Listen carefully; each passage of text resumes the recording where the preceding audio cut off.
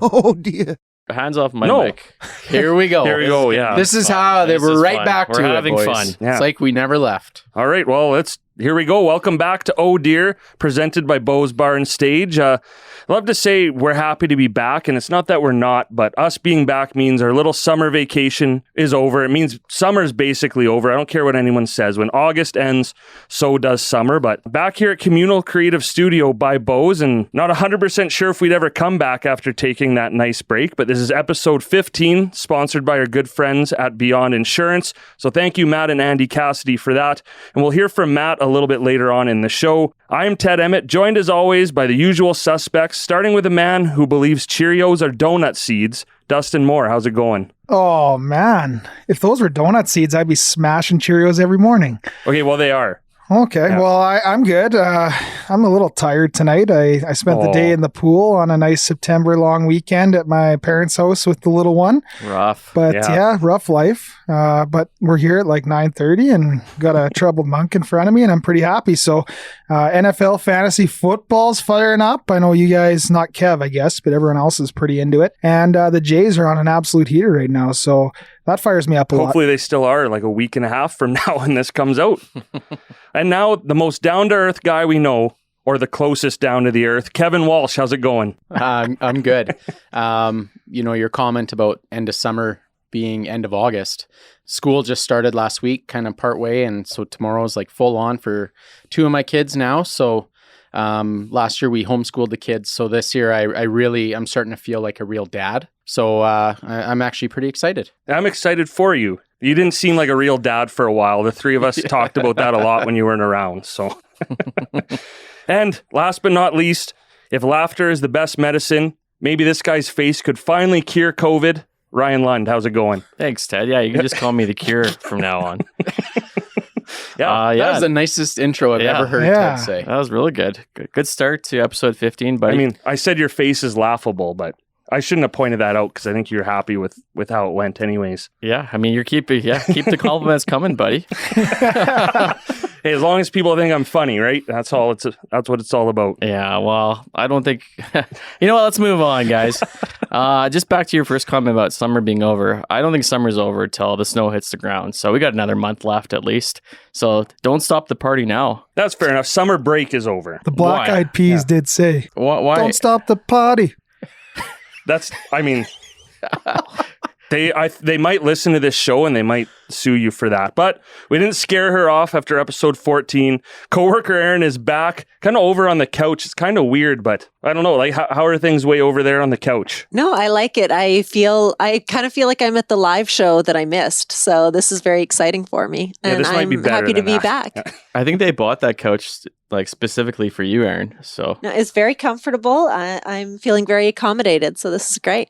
Perfect. And lastly, we can't forget Ryan and Riley, who we owe a huge thank you to, as always, for once again working their asses off for the four of us idiots, because we will start off by talking about the best summer ever bash at Bo's. Our first ever live show, I think, was a huge success, thanks in large part to these two guys. Riley's there again the whole night, just standing there, filming whatever the hell we were doing on stage. And Ryan, he set everything up. He manned the audio all night, and he played some baby making music on his guitar too in the intermission. So thank you to you two guys for everything you did that night and for having us back again. So I think with that, let's talk about the live show. I know, I don't even want to say kind of, like I strong-armed you guys into doing it. You're really apprehensive, but I promise you guys that it would be fun and it would go pretty well. And I don't know, how did it go? I hope I didn't lie to you guys. yeah, from what I remember, it went pretty well.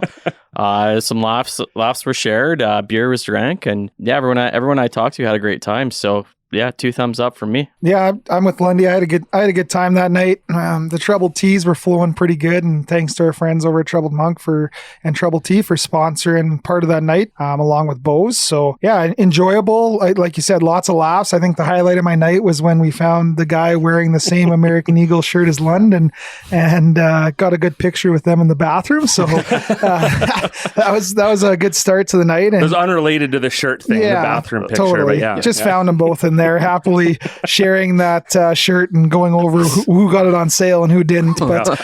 But hey, I like that shirt. Even though I threw it away in the crowd, I managed to get it back later that night. That is, I'll tell you my one thing. We're trying to wrap it up, and it's the end of the night. We've all been drinking. Things are going a bit off the rail. And Lund, this guy comes up, switches shirts. So Lund's just walking around. I see him walk around Bo's with no shirt on, and then just go in the kitchen. And I was like, okay, I guess that's the end of the night for Lund. And he comes out, I think they gave you a Bo's t-shirt. Yeah, I didn't really plan ahead. I got talked into throwing my shirt into the crowd, and then I walked off stage. Who talked you into it? I think you might have talked me into it, Kev. No, I think it was yourself. I don't think anyone talked you into it. Yeah. So anyway, someone talked me into it, and then I walked off stage and thought, oh shit, I don't have anything to wear.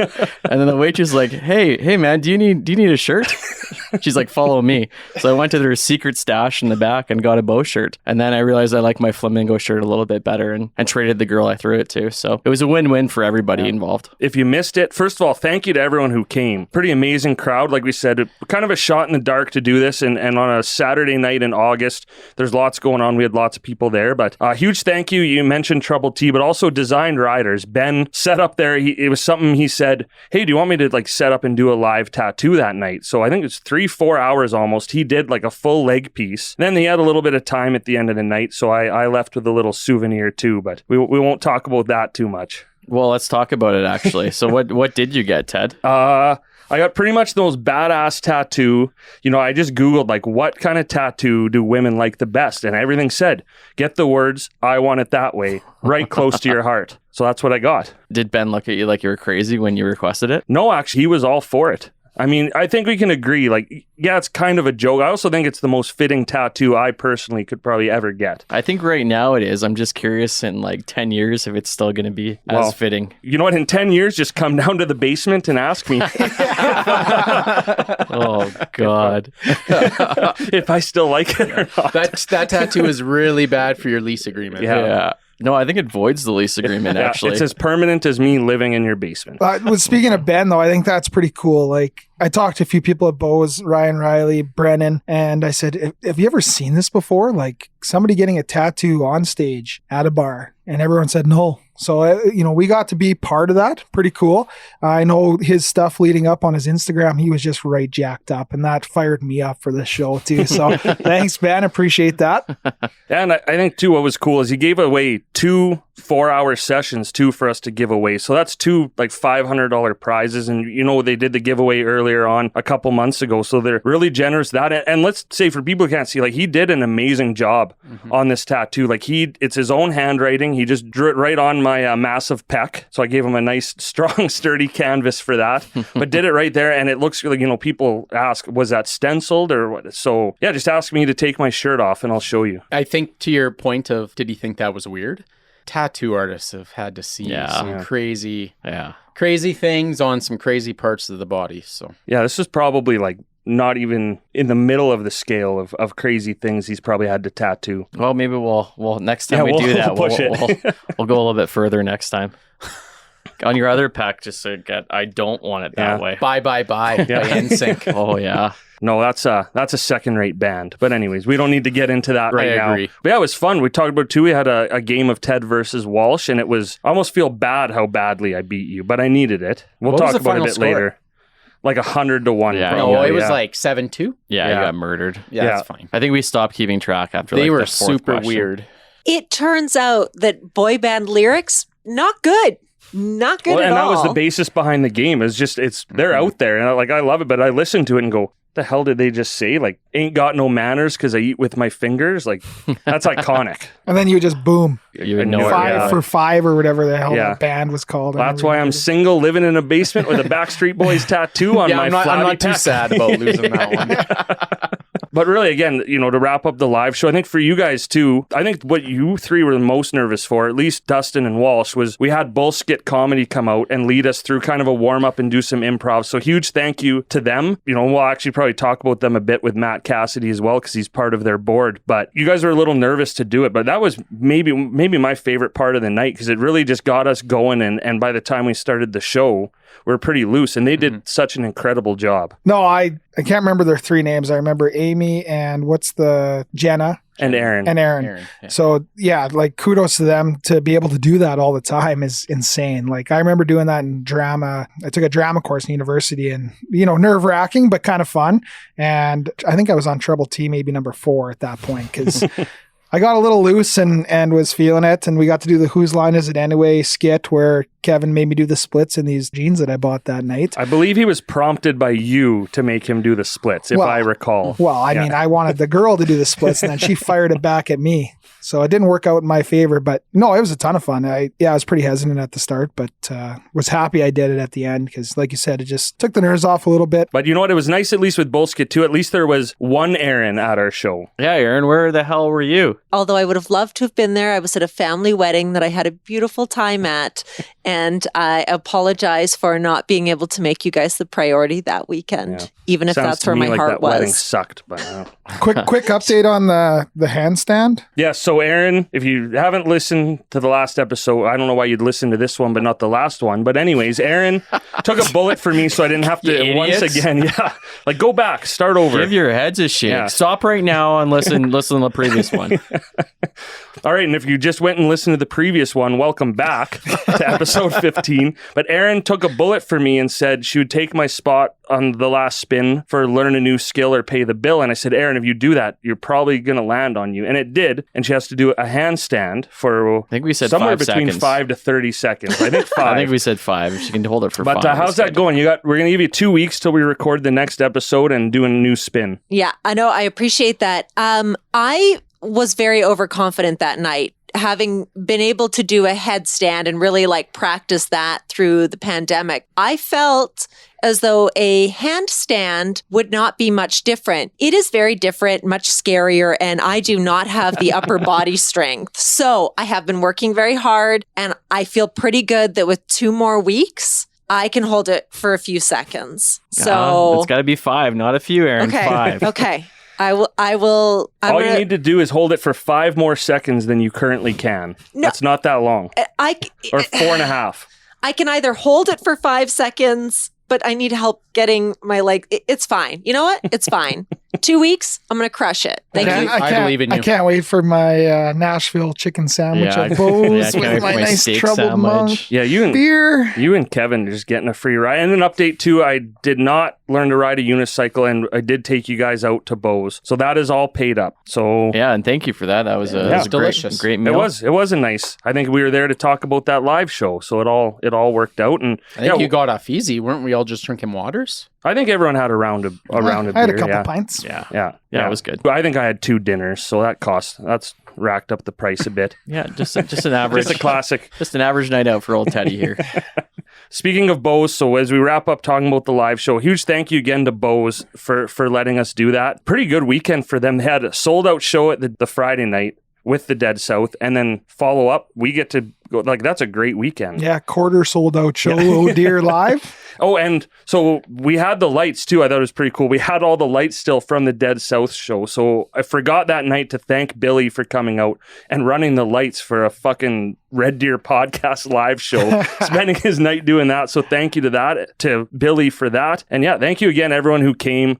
We know lots of people couldn't. There's lots going on, but I was pretty impressed with the turnout. And again, thank you to you 3 guys for doing that, because I know it was kind of new for you. And I thought you guys honestly did an awesome job. I had a great time. Yeah, my big thing was just are we getting too big for our bridges? And you know what? It ended up being a great night. And we had a lot of our friends there and a lot of people that we didn't know. Some people from the treasure hunt, which was awesome. So the flamingos, yeah. So all in, yeah, what a fitting flamingo was the theme of the night. I was going to throw my shirt into the crowd. I thought I was a little too big for my britches, but it's because I didn't work out all summer. So a little too big for everything. I would like to say, I think you guys underestimate the good that you are doing in the community and how much you're really engaging Red Deer with this. So with this podcast and with everything that you guys do outside of the podcast. So I'm not surprised at all that you get the community support that you rightfully deserve. So I'm really proud that's of not you even all. on the script I gave her. It just says tell Lund to put his shoes away. That's the only thing on her piece of paper. Yeah, I'm glad you haven't said anything about that yet today. I'm Team Lund. Speaking of glad, we'll move on because long start to this one, but we've got a lot to catch up on because of that summer break. So that is what it is. On that note, though, we are going to move into the glad game. The Glad Game is brought to you by Louis Corriveau of Warren Sinclair, LLP, a Central Alberta law firm dedicated to helping all of its clients achieve their business and personal goals. Learn more at warrensinclair.com. Oh, Crushed it. Yeah. Do you use your break to get even better at those? laying down on the couch. Crushing it. Practicing my reading. Don't worry about it. How would you like to meet local singles in your area? That's where I know that voice. Yeah. Oh my God. I'd be charging you a lot more if I was the voice of that. A lot more than zero. Yeah. I guess I'll go first. I'm glad for all the downtown businesses and just the atmosphere of downtown Red Deer that they've really attempted to kind of clean it up and make it more attractive over the last few years. And me and my girlfriend did check out that Meet the Street Festival this weekend. Some really cool artists. They had a band down there. I haven't walked downtown in a number of months, and I just thought it was really, really cool. And it would be really nice if they can kind of keep that going for the entire summer next year. I know that's kind of an ongoing issue with the city, but I was pretty impressed with how nice everything looked downtown. So I'll be checking downtown out quite a bit more next year. And those murals downtown are incredible. I know we got a sneak peek. We're getting media invites too, which is crazy. So we got a sneak peek of some of those and meet a couple of the artists. I know, Aaron, I think you did a little scooter tour of them too. Yeah, we did. Similar to Lund, although my husband and I, we've never spent any time downtown in the 5 years we've been in Red Deer. And we decided, let's go on a scooter date. And it was not only were the murals beautiful, but we ended up, downtown, had some drinks, had some food, live music, just on a random night. And it was really lovely and felt like a real vacation at a time when we weren't able to take them. So yeah, I'm really excited to keep exploring downtown Red Deer. Good one. That was going to be my one, but I got another one I can do. Okay, good. Okay, I'll go next so that nobody steals mine. Although I don't think Kevin will. And if Ted pumps his own tires, then, well, that's weird. So I'll go a little soft today. Go a little soft. That's two ideas gone. I recently, I guess, as of last weekend, ran our first foundation event with the Black Falls Bulldogs, and it was a fashion show. I had no idea what I was doing. We had phenomenal businesses step up, like Bra Bray sitting beside me here, Kev. And Ted offered MC. Obviously, he has a ton of experience MCing and DJ, he's kind of a jack of all trades when it comes to that stuff. And a fashion icon. Yeah. And, we were rocking the Bra Bray that night too, both me and you, and got a lot of compliments at the show. But, ended up being a really good night, a really good fundraiser, a great opportunity to introduce to our team. And Ted, I have had so many compliments of the job he did that night, and just so nice to have a good friend. Obviously, you lead this podcast and steer the ship and stuff, but that night you kind of took it to the next level and then ended the night with Right Said Fred, I'm Too Sexy down the aisle, dead sober. I don't even think he had a drink. No. So Did you throw your shirt into the crowd? No, but I made Dustin do it earlier, and then I went back, threw on, Dustin comes on the mic, puts me on the spot. I'm like, well, I made him do it, and he did a great job, so how am I going to one-up him? Because, why not? So put on Right Said Fred, and just the music hit at the right time. I think I got shot out of a freaking cannon the way I came out of those curtains. And I was wearing, like I said, I got a lot of compliments on that blue jacket that I got from Rob Ray, and thankfully I had the jacket because the shirt underneath was a little tight, but no one noticed. And I was sucking in so hard that night, it was coming out my back. So, but no, it was awesome. And I just say, for Dustin, flip back on him. Can you imagine just getting told, the first thing, your brand new job, brand new foundation, you got to run a fashion show for hockey players. And I didn't know what I was walking into. And it wasn't until really I stayed and helped you clean up, I didn't realize how much you had to do and think of and set up. So for, a couple of guys who just wear V-necks and backwards hats to go out and, MC and plan a whole fashion show. And I think it was awesome and a really unique event for a brand, not just a brand new hockey team, but for a hockey team to kind of get the players out in the community. So I'm going to flip your own glad game on you, and good job. I like it. I was just going to say, Morsey showed me the video of your strut. He came out of those curtains. You're right, shot out of a cannon, just strutting right off the start. And like, I was just like, oh, he's got it tonight. He And tells me right after too, he's like, because the comments in the crowd were, oh my God, you came out of that curtains just flying. And he says to me, he goes, that's the benefit of being a radio DJ. You know, when that beat drops. I think just to add to my glad game, because, we're tire pumping right now. So why not? I woke up like 2 weeks prior to the fashion show in an absolute panic. Like, oh my God, I don't have any lights. So I'm like searching all these fashion shows over in Europe to see if they have cool lights. Because I have no idea what I'm doing. And so I'm like, oh God, I hope Special Event Rentals or any of those type of shops still have lights available. And then Ted, he's a wedding DJ. He's got all kinds of lights. He's like, oh yeah, I'll bring my lights. So free MC service to help raise more money for our foundation. Brought lights, saved money for our foundation, and didn't ask for a single thing. So great friend. The only thing I asked for was for them to save me some meatballs from Bo's, and I didn't get it. But whatever. I got to crush the runway, which is something I never thought I'd do in my whole life. So Dustin, I can just picture you doing a whole bunch of research for this fashion show. Just a whole bunch of Victoria's Secret watching. Life sucked for 2 weeks. I'm just really glad that both the school boards and Red Deer have kind of reinstated some masking policies for the kids in schools. I thought last week's announcement where, masking came back in, except schools. I thought that was a little frightening, to be honest, just because kids under 12 can't get vaccinated. So I was, just a concerned parent. And so, I'm just glad that, we have reasonable people on our school boards, and at least in my opinion, and they made these changes to just try and help keep everybody safe. So. Well, this is a little different as we tee up an interview, because this is the first time we've recorded before we've done an interview. So here's our conversation with Matt Cassidy from Beyond Insurance, and I hope we do a good job. Me too. Now, how do I want to start this? What did I say? Say welcome, Matt Cassidy. Oh, That's a good way to start. That is a good start. We're breaking the fourth wall, fifth wall a lot this episode. But we're here with Matt Cassidy, one half of the ownership group from Beyond Insurance. I know, I guess your wife is the better looking half. That too. I was just saying, just home tonight parenting and being pregnant. But we're glad you could be here. Welcome. You are the first interview at the table at Communal Creative Studio. So it's a big honor. Yeah, it is a big honor. Thanks for having me. I'm jacked up. It's going to be fun. So first off, thank you. We say it a lot, but thank you. We can say it personally to you and your wife. You were one of the first partners we had to it. You guys are huge supporters of the podcast. So we really appreciate it. Thank you for being here.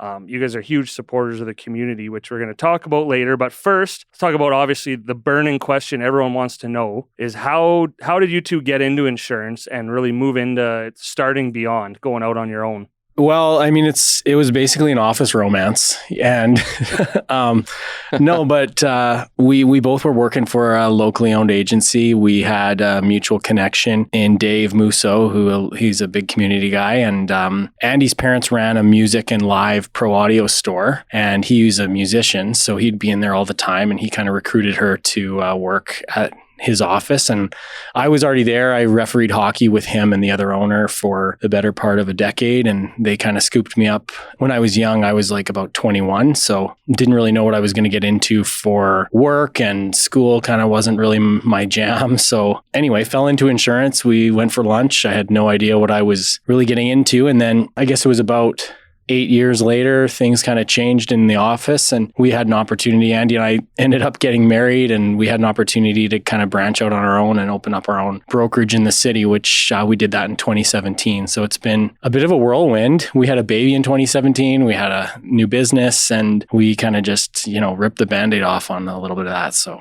yeah, it's nice to get a lot of stuff done at once. Yeah. Well, you're pretty much doing it again, because now you have another baby on the way and you're moving office spaces at the same time. Right? That's right. Yeah, we figured it wasn't really fair. Like if, this sibling didn't have some sort of turmoil in his life. So yeah, good times. So where are you guys moving? We are moving over to the new Capstone area downtown, right on the river. It's going to be wicked. It'll be a really good place for our staff and any clients who do visit us. I mean, insurance is, getting to be more and more online and digital, but we do definitely have people that like to come see us in person. So it'll be really nice. We'll be right on the water, and staff can go for a walk or ride a scooter to Troubled Monk or whatever they want to do. And like hopefully after 10 a.m. though, right? Yeah, exactly.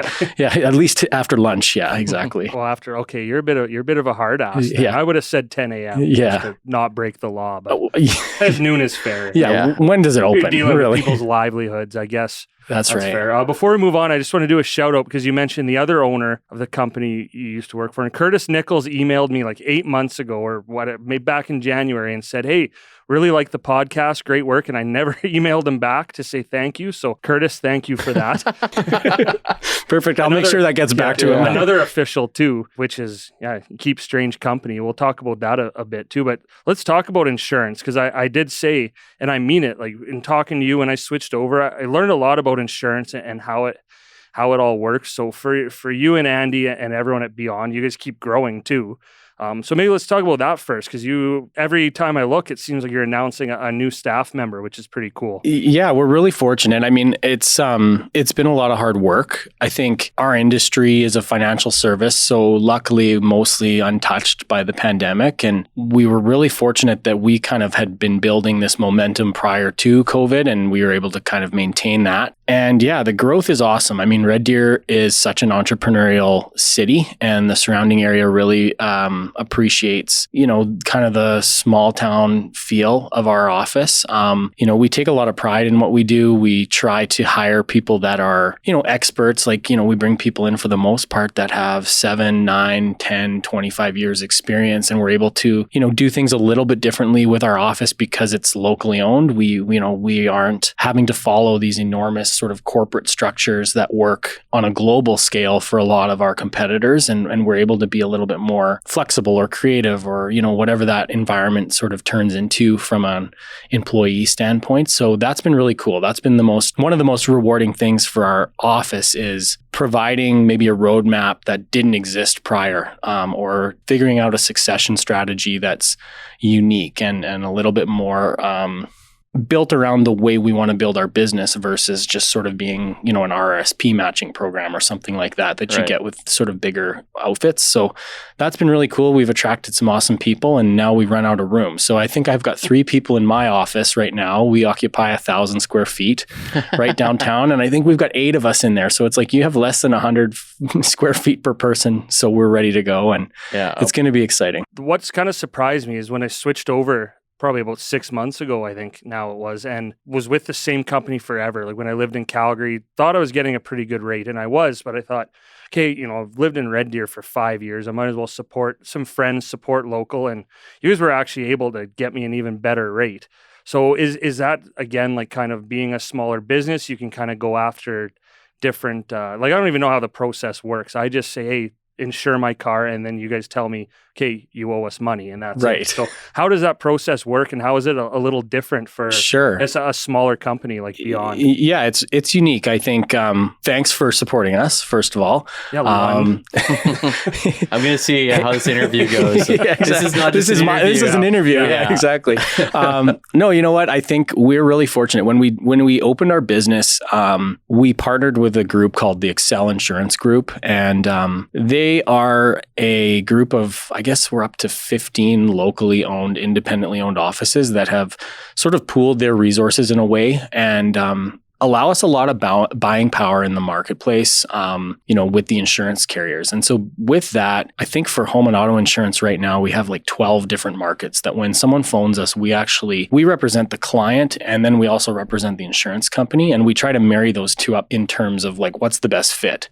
And it's cool to see how when you get that much of a market and you have experts at the table, how many successes you can have because you've got someone who's got, a decade of experience in insurance talking to someone who hasn't looked at it for a decade. And you've also got, 10 of the major carriers in the country. And we can do a lot of good work that way and surprise people. And sometimes it's a fresh set of eyes, but sometimes it's something that's been neglected too. And there's an opportunity there. And it isn't always about price. Sometimes we bring things up on a business insurance level that they haven't brought up before, or the current broker hasn't addressed certain areas areas of coverage that are maybe new or emerging. And that's that's the fun part of my day, is to kind of figure out, where do we want to take our company? We work with lots of cool local businesses. We've got really great support, from personal individuals. And I think that it's been an interesting experience to see kind of who supports us and where do we find success as a group with our customers.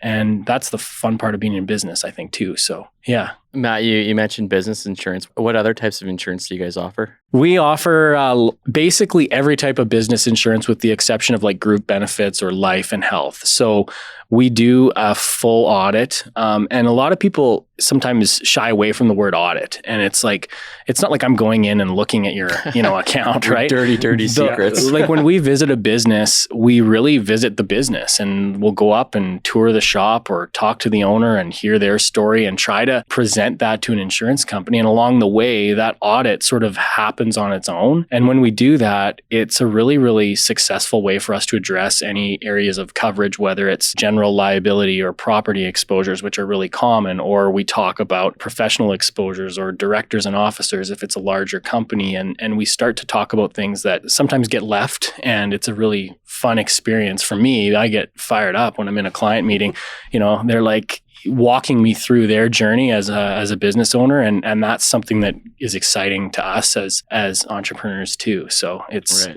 Yeah, we can address a lot of different things. We, like I mentioned with the market access, there's not much that comes across my desk that we can't handle, and that's a fun way to be set up. So let me ask you this. What is the weirdest thing somebody has asked you to insure? That's a really good question. I mean, lots of like sports memorabilia. And stuff, you know what? I'm not really a car guy. So like you get the odd car guy who like spends $100,000 on like something and you're like, oh my gosh, like that blows my mind every time. Yeah. But I can appreciate like it's fun, but it's like, yeah, that's a lot of money. Yeah. Collections are neat, artwork. How do you insure artwork? Like, do you have to get it appraised? Yeah. So some of that stuff is definitely like an appraisal based system, like coin collections, or, I've had like fur coats where they bring in like an appraisal and it's like a mink coat. And that's kind of interesting. We've had huge like ring schedules, like couple $100,000, on jewelry. And it's like, whoa, I think I lived in like a duplex at the time. I'm like, that is worth more than my house, So has anyone asked you to insure a body part before? No. And I just, I have to refer that because that's like a life and disability question anyway. Like hands, I think hands, like whether you, doctor, surgeon, anything like that. So what if we take all of Lund's art that he got for like $10 each from Yisk and appraise it? Would you insure it? Yeah, that'd be a waste of his money, but we could get her done. Okay. Yeah. Okay. The good news is that kind of stuff is already covered. So I'm not going to charge you for that. What about the art I painted myself? That's probably worth hundreds of thousands of dollars. Yeah, once you sell one, let me know. You should insure your hands. Yeah, that's right. The very first. Oh, I don't paint with my hands, Ted. You need another guy in here to quote that out. So talking about insurance still, if anyone who's listening just wants to, out of curiosity, say, hey, can I save money with you guys? I know for me, I sent you my stuff and you got back to me and said, here's what we can do. Is that a no obligation service that you guys will offer to pretty much anyone? Yeah, it's huge. It's no obligation. We don't charge for our time in that way. There's no like fee for a quote. And I think the biggest thing that I would say as a takeaway is for us right now, our competitors really are like, if I think 5 years from now, it's going to be like Google insurance.ca, Amazon insurance.ca. And so as an independent brokerage, how do we differentiate ourselves and how do we start doing that right now? Like for me, hiring really good staff who are going to make that process easy or explain something to you that's never been explained so that you actually get value for your dollar is so much more valuable. And then we're doing things right now that are helping that customer experience. So we're about to launch, a client portal so people can access their documents online, get pink cards downloaded directly to their like Apple or Android wallet. Like we understand that we have to be able to compete and offer something that, 5 years from now, is some 19-year-old kid going to call us for car insurance or will they just buy it on Google? Like, you know what I mean? That I don't know the answer, but I imagine that unless we're offering something that's going to provide value, that's a pretty tough curve to bend for sure. So to answer your question, we don't charge for quotes. You're going to get connected to somebody that has a lot of experience with what they do. And at the end of the day, they're going to provide you with a recommendation or an audit or something that you can take back that's hopefully going to add value. And you know what? There's lots of times we don't sell the policy. We loop back later in the year, or we're honest that way. It's not about commission dollars at the end of the day. It's about building a good business. And I think that we take a lot of energy to do that well. So I won't make you do the shameless plug, so I'll do it. Really, if you're listening to this and you're not using Beyond Insurance, send them an email, give them a call. Like, what's the worst that can happen? And I really do like the personability, if that's a word, or for you guys or any small business too, is like, you can't really afford to F around or F people around too, right? You know it's not going to happen because it's a word of mouth too. And like you mentioned with the Google, that type of stuff, I think this is one industry where it's really important to have a very personable relationship. Yeah, I think I appreciate that. I think when we opened the business, it was interesting. I had a few experiences leading up to that. But one of them was I had a friend who had a claim on like a Saturday morning and they text me. And I dealt with it. And I'm like, it's weird that like this guy would have a different experience than some other client just because they happen to have my cell number, Are you telling me to lose your number? I've done that a couple times. And I think like we started the business with that sort of mentality and we've learned who we connect with as a customer and we've had our growing pains and it's great to be able to sit here now and look at, we've built up the team. And I know that when people call us now, we've got a great group of people and they're supported, by me and my wife's passion around the business is huge too. So, we do care a lot about the people in the community and we are working hard to kind of carve out a bit of a niche there. And I think it's working. So. Matt, you mentioned that like 5 years down the road, insurance may look a little bit different. I mean, such a big part of your job is looking forward and kind of predicting what people might need help with down the road, or even right now. Is pandemic insurance something that is being asked about quite a bit? And is it something that insurance companies are offering right now? It's absolutely not offered. There might be a few very special programs that would have had coverage for the pandemic. I read an article that I think it was Wimbledon had paid, I forget, like $1.2 million a year for event cancellation insurance. And they did that for 30 years. But then when the pandemic hit, I think they got paid out $245 million bucks. So, that was great risk management by the people that run that tournament. And same thing, you heard about it with the Olympics. There was a threat if Tokyo didn't go, the event cancellation insurance would bankrupt part of the industry. And it's a huge thing. I don't know necessarily that there will be a product for it. Mm-hmm. There are some aggressive insurance companies out of the United States that are sort of lobbying or presenting a bit of a collaborative approach with government where the insurers would sort of manage a pandemic response plan, but it'd be funded in part by like actual governments because that's who basically insured this pandemic was the governments, right? So I think there might be something, but I don't know if it'll be in my career, but okay. And on that note too, when we're talking about insurance during the pandemic, I know you're giving me PTSD. I had to say no to everybody and send it away and here's your decline letter, but that's why I'm glad that all I do is tweet because I don't have to deal with any of that stuff. But during the pandemic as well, there are opportunities to save some money. I know one thing is a lot of people downgraded their car insurance maybe to be a casual driver because they're working from home. Is that maybe I just gave away the only one, but are there other kind of tips too, like that you can maybe save some money on insurance during, because this pandemic right now might outlast this podcast. Yeah, I think the thing that I've noticed the most is definitely we had some people like parking cars or changing commutes and, pretty manual process. And there were some carriers that handled it better than others. Like there were some that were cutting checks directly to the customers, some of them that were automatically changing their rates. And then there were others that, required the customers to be a little more hands-on, which of course, some people were and some people weren't. And it was in the news a lot. I guess what I'm seeing more is maybe a trend where we can save money by looking at like the rate of inflation. And like an example would be like when I started selling insurance, I think house insurance was like $700 a year with a $500 deductible. And now like you're close to $2,000 with a $1,000 deductible. And I kind of try to look at that holistically as a homeowner. And for example, what's worth $1,000 on your house? Like, why do you even have that?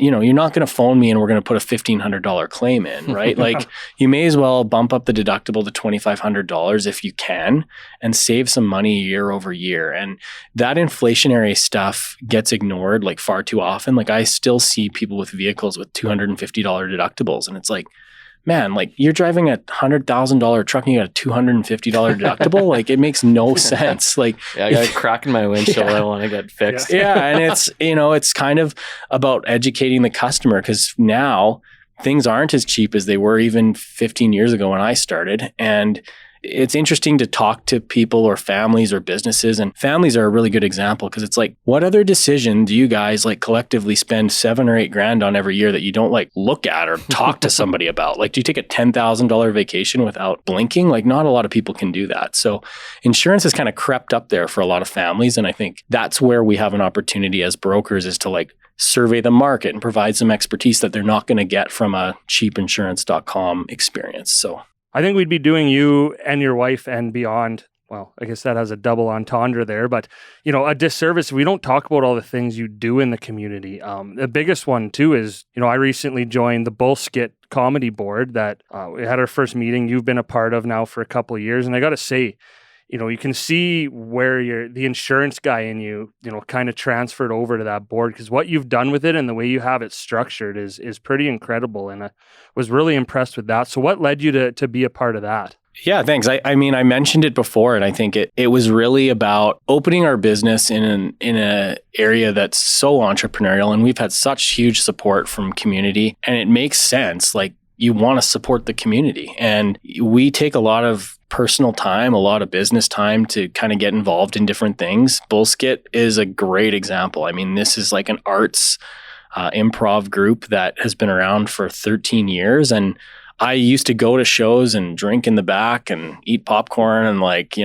it was a fun night out, and it just kind of turned into something where they needed some help on the board. And it was a great learning experience for me, because it ended up that I kind of ran the board for a couple of years, and it was a really good place to sort of learn how to be a really good volunteer. That in and of itself was a great, give back to me. Like, I got to help the organization, and I got to also like hone some skills that I otherwise wouldn't have. And it served me well. Like, we do take a lot of pride in our community involvement, and yeah, we're kind of everywhere, but we're everywhere in little bits, and we're consistent with it. And it's, you're not going to see our office sponsor one event and hope to reap the rewards. Like, we're heavily invested in the community. Yeah. Cause you get absolutely nothing out of sponsoring this podcast. I can tell you that from this I got a Coors banquet, and it's Monday. Yeah, and I did switch over. That's true. You did switch over. I was maybe unrelated, but we can call it related. But. Well, I better send Kurt a gift card or something. Yeah, but really, it is that type of stuff. I know you decided to be a part of this podcast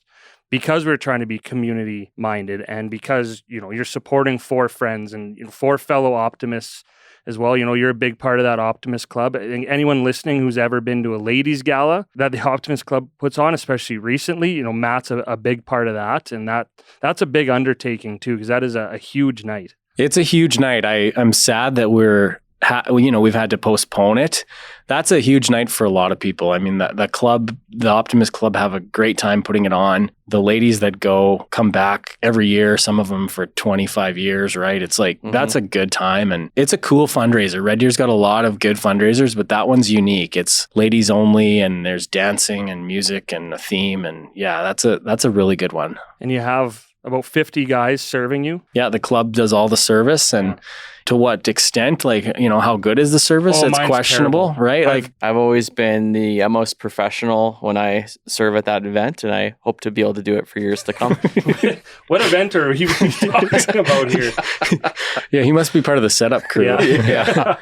Yeah, I think it's amazing. And the other thing I do want to talk about, because it was really cool, and this was my first ever outdoor distance run that I ever did, is you and Andy planned brought the secret 3K to Red Deer. And obviously then there's the pandemic, couldn't happen. But that was probably like 2 weeks, I think, before things really shut down. Yeah, I think it was like March 6th, and then things were closed on the 18th. Like I think we closed our office on the 18th. So it was pretty gnarly. It was cool to get everybody out, and Red Deer supported it. And it was neat to look back on that. And the Optimist Club supported it in different ways. And they sent us the wrong way. I think I did a 3.5K run. Yeah, exactly. The team at like 360 Fitness kind of led things, and we had a whole bunch of other community organizations like put up tables, and that was a cool event. We like tripled the amount of money that Red Deer raised. We tripled the attendance, and then pandemics kind of hit. But I've been thinking about that lately, especially with everything going on in Afghanistan. It's like, whoa, I'm glad we supported that when we could, and it's pretty important. And you get to see that happen year over year, and that's a really cool part of being in the community here for sure. It came from one of Andy's really good friends, actually, filmed a documentary called The Secret Marathon in Afghanistan, where she went over to Afghanistan, and it was the second marathon ever where women were actually allowed to participate. So her and a team of filmmakers went over there. They filmed everything.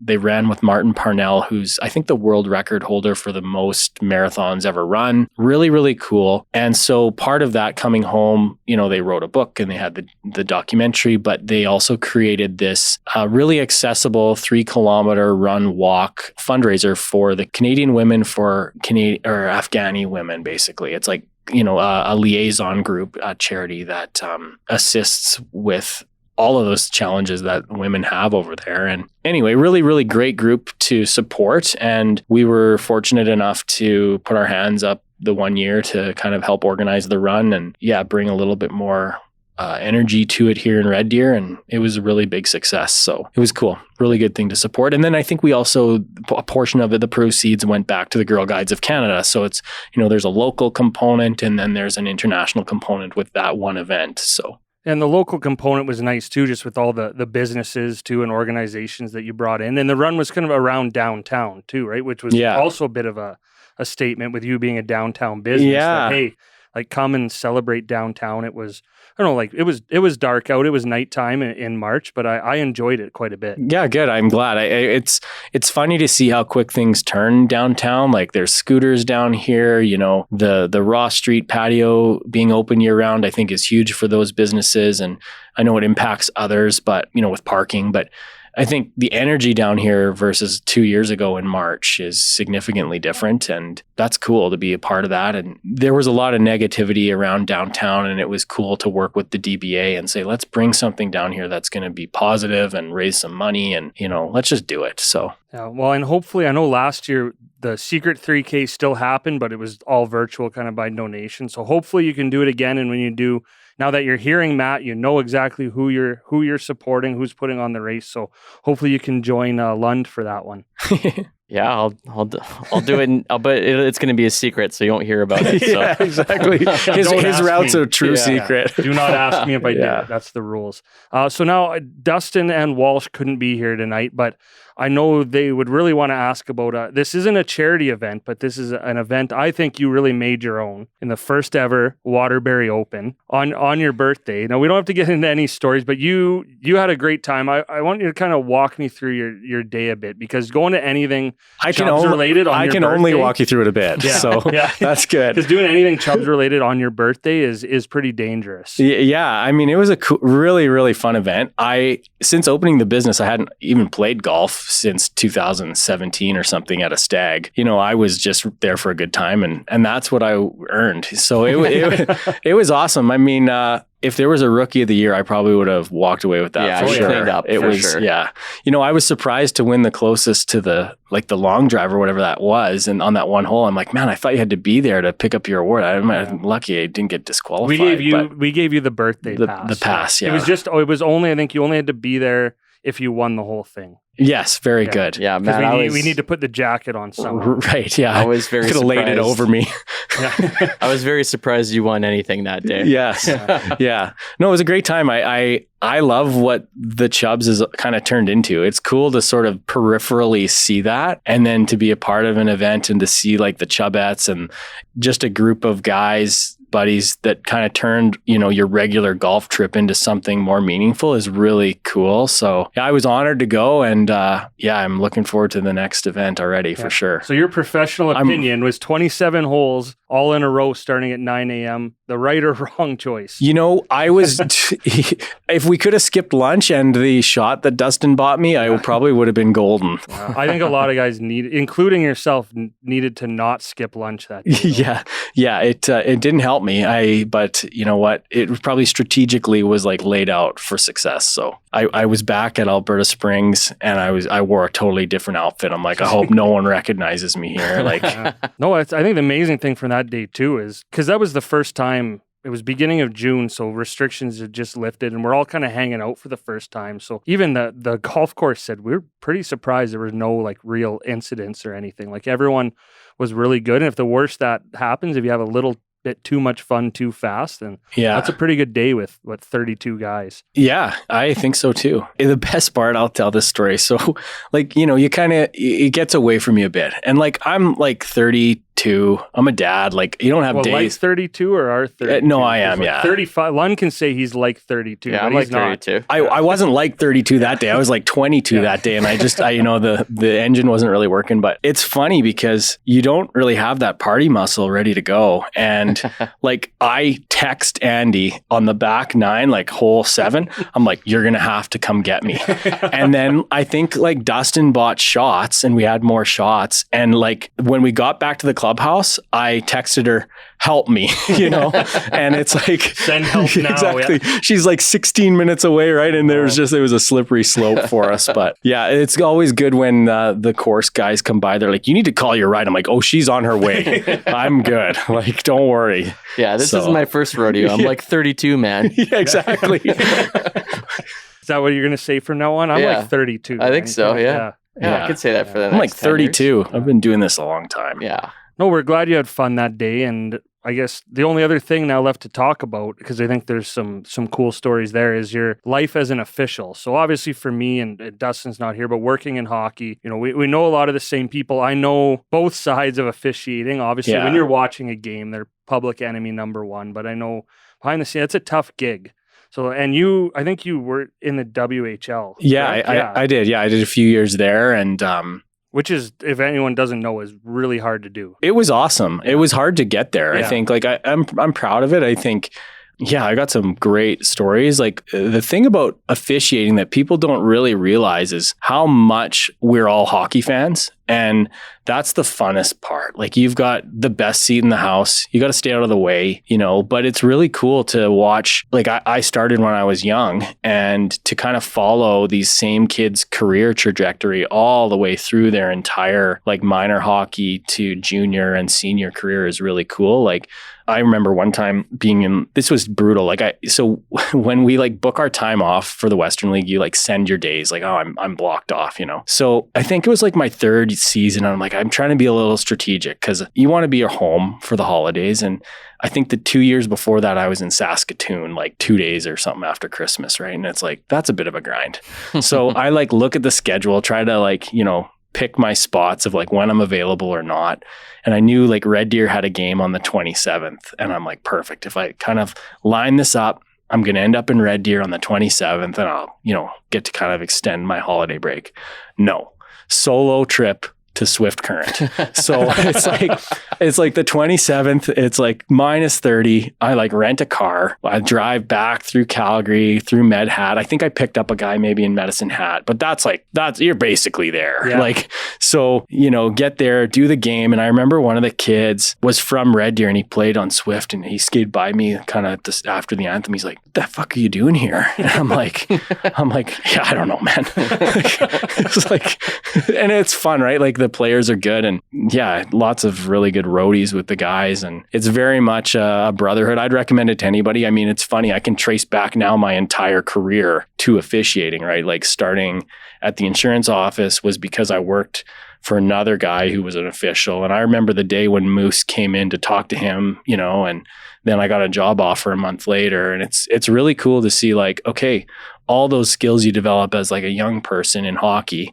And, you know, you're 15 and you're getting sweared at, or, you know, you're throwing out an adult, and it's like, then they're like community people and you like see them out and about. And now I'm like doing their insurance, and it's a really cool kind of community, especially in central Alberta. And yeah, I'd recommend it to anybody. I got lots of cool stories, and it's been all over Canada, you know, some international, well, not international, the US doesn't really count, but, you know, down to the US. That's a different nation. Yeah. That, by definition, that's international. Yeah, fair enough. Yeah. That's true. Yeah, it's cross-border. Yeah. You know, cross-border work. And so that was cool. Like, it's, you know, I've been lots of different places and been on the ice with lots of like NHLers, like, and it's really neat to watch them now. And you're like, oh yeah, I remember when like Draisaitl played for Kelowna and we were like in Lethbridge and he like held guys off, you know, with one arm, and like, you know, Barzal was like so good. And then you kind of remember the guys that were nice to you too. And you're like, hey, I remember like this guy was always good to me and like good dude. And,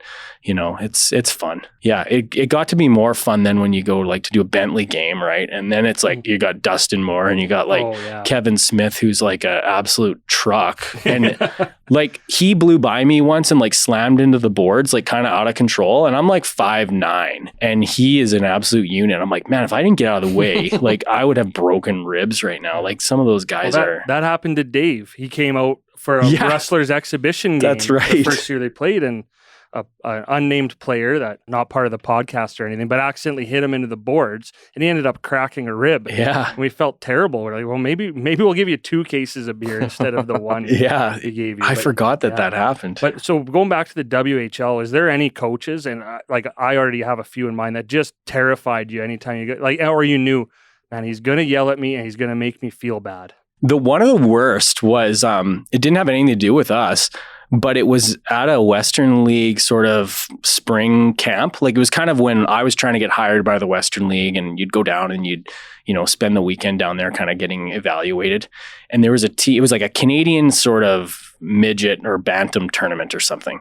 And there was a team from Quebec, and they were there for like the week, right? And the parents were bombed up in the stands. And so this poor kid from Quebec, right in front of the benches, just gets his head taken off, and he's like basically unconscious. And the parents were absolutely losing it in the stands, like trying to fight each other. The coach for this team, like we had the call and everything, like it was so easy. Those are the easy ones, right? There's no gray area. And this coach like pulls his team from the ice, throws all the sticks on the ice, like throws the pucks on the ice and bails. And then he tried to come back, and you're not really allowed to come back. And you know, it was gnarly. Parents, like I noticed it more like in the stands then, like, cause my younger brother would play and I'd go watch, and you'd see the dad like at the far end of the rink, like pacing the glass, right? And it's like, and they're like an Atom Division 5 game, right? It's like, well, it doesn't matter. It's like, whoa, like that's someone's dad. Like, you know, that's someone's dad over there. Hopefully that's someone's dad, not just some crazy guy. And they don't behave any better on Twitter, I'll tell you that much. Yeah, no doubt. You'd know all about it. And they're behind the keyboard then, right? But yeah, it's crazy. I don't know. I've seen some weird stuff. It's like people just come absolutely unglued and, you know, slam doors or like chase you down the hallway. My favorite is that every play you hear someone, come on. Yeah. That's it. Yeah. Like if you're in a rink and you don't hear that every 3 minutes, you've lost your hearing. My personal favorite was like the guys that would like kind of meander over to like your entrance, you know, and then they'd sort of like pony up on the like gate and just like give you like the shake your head, you know. And sometimes the mascots do that too, which is like even funnier. Like couple of my giving it to you. Yeah, like a couple of my buddies, like when we do, and this is senior hockey too, but they have mascots, right? So we were in Innisfail one time, and the 2 linesmen, they're like, they stand right on the blue line, and that's where this door was, and this mascot for Innisfail would kind of be there giving, like, bugging them. And we'd get in the room, they're like, I hate that eagle. I just hate that eagle so much. Like, he's just like banging on the glass behind me. So it's funny the things that like people do, and just like that stern, like just like, I'm just gonna show you how disgusted I am. And I'm like, I make like $40 to be here. That's why at least, you know, when you're in the WHL and NHL, those higher levels, you get kind of fairly compensated, and there's less of that. Yeah. Too, the minor hockey, like, and senior hockey, especially working with the wrestlers and being in the penalty box for those, lot of respect for the officials that, Yeah. like, honestly, like I live in Lund's basement and I do not need $40 that badly to go out and try and keep Dustin Moore and those guys in line. It's funny, like, I'd never break it down hourly, but definitely like university, you get paid a little bit for your time and you get some mileage, and it's like, okay, you can kind of make it work. Like, it's tough when you take a half day off work and you make like $200 and you're like, okay, I like spent the whole day like from 3 to midnight away from my family and my job, and it's not sustainable with a family really for lots of guys. But it's funny then when you come back and like I was still working a bit of games here up until last year, and you'd be in the room and there'd be like a men's league right after, and then there'd be always some guy like, hey, do you want to stick around and like do our men's night? And I'm like, buddy. And this is like, I knew like the money and time thing by now. Cause like in the Western League, you're tracking expenses and stuff. You know what it's like worth to go somewhere. And I'm like, buddy, I don't put my skates on for $150. And he's like, what? Like I got $60 right here. I'm like, no, man. Like it's gonna beer for Dave. It's gonna suck. Like it's not gonna be fun. Everyone's gonna yell at me the whole time. And I used to do that when I was 16, and the case of beer was worth more than $150 because I didn't have a fake ID, right? It's like, all right, let's go. So it's great though. Like hockey's a community builder, and it's fun to like be on the other end of that sometimes. And I wouldn't let the bad stories shy people away. So it's a bit of a plug there for officiating. It's been so good to me, and great people do it. So it's quite the community too. I mean, you talk about like with Dave and Curtis and how you found a job, and I think it says a lot about you because you go from officiating, you're really putting pretty one-dimensional. But you're putting the game in front of yourself.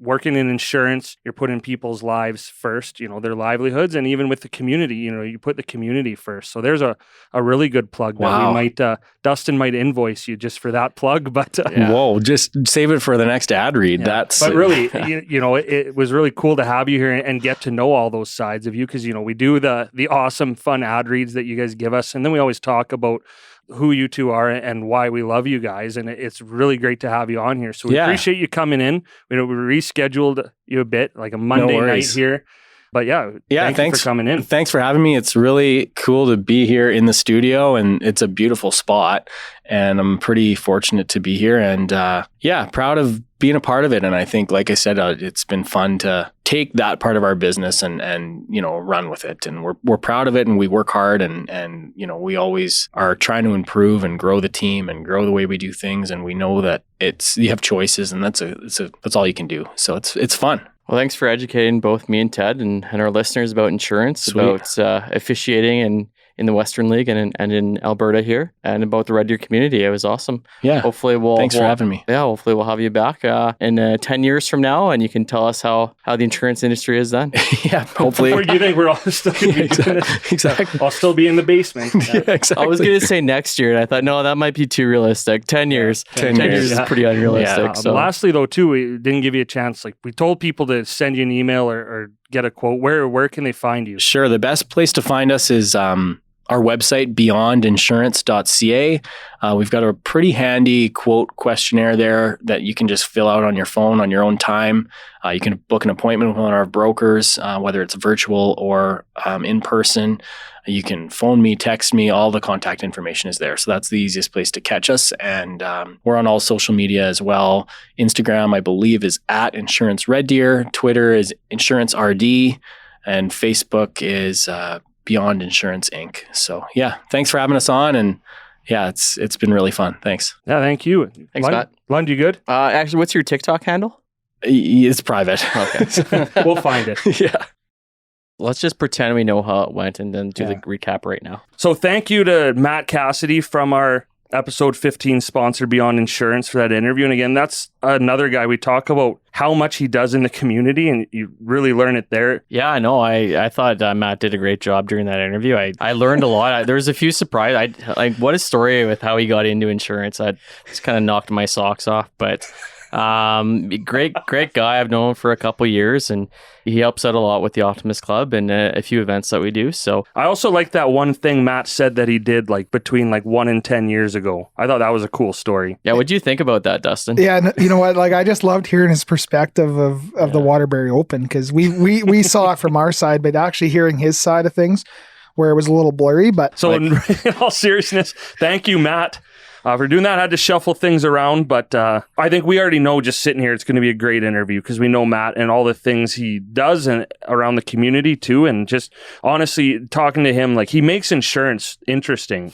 Even when I talked to him on the phone when I was switching over them, like they tell you some kind of neat stuff. So we're going into the Tourism Red Deer Spotlight, and it's been a while. We've done a bunch of different stuff over the summer, but we never really had a chance to publicly debrief about the treasure hunt that we partnered up with Tourism Red Deer to put on back in the beginning of July. Feels like forever ago, right after we recorded episode 14. So first of all, because I'll just let London Walsh, this was your guys' idea. You ran with it. I was there for support, but just talk about how it went, because from my perspective, like it was incredible. It blew me away how well it went. Yeah, I'll kick things off here.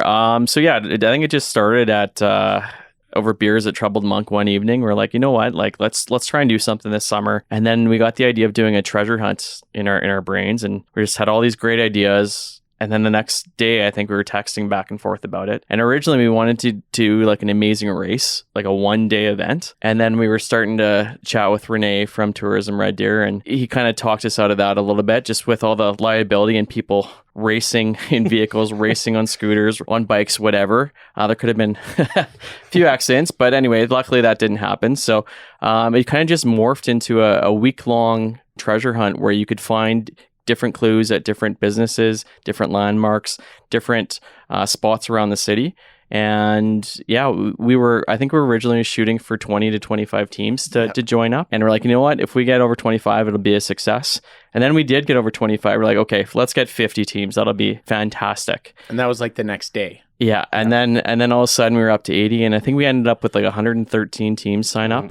And almost every single team participated in some fashion. So yeah, great experience. It was a lot more work than I think I had originally planned. Yeah, for sure. Probably all of us had originally planned. And so thanks to Ted and Kev and myself, Dustin helped out a bit, but he was pretty busy during that week. Yeah, I mean, you're trying to give me some to myself. Yeah, you did. And hey, but you deserve it, man. Yeah, you do. Well, don't give me any love. Yeah, no, I wasn't a part of this. I was out camping. Yeah, you said you said you were going to pick up some of the old Remember, clues. he was like, I'll do anything but make the clues. And then he did nothing. Yeah.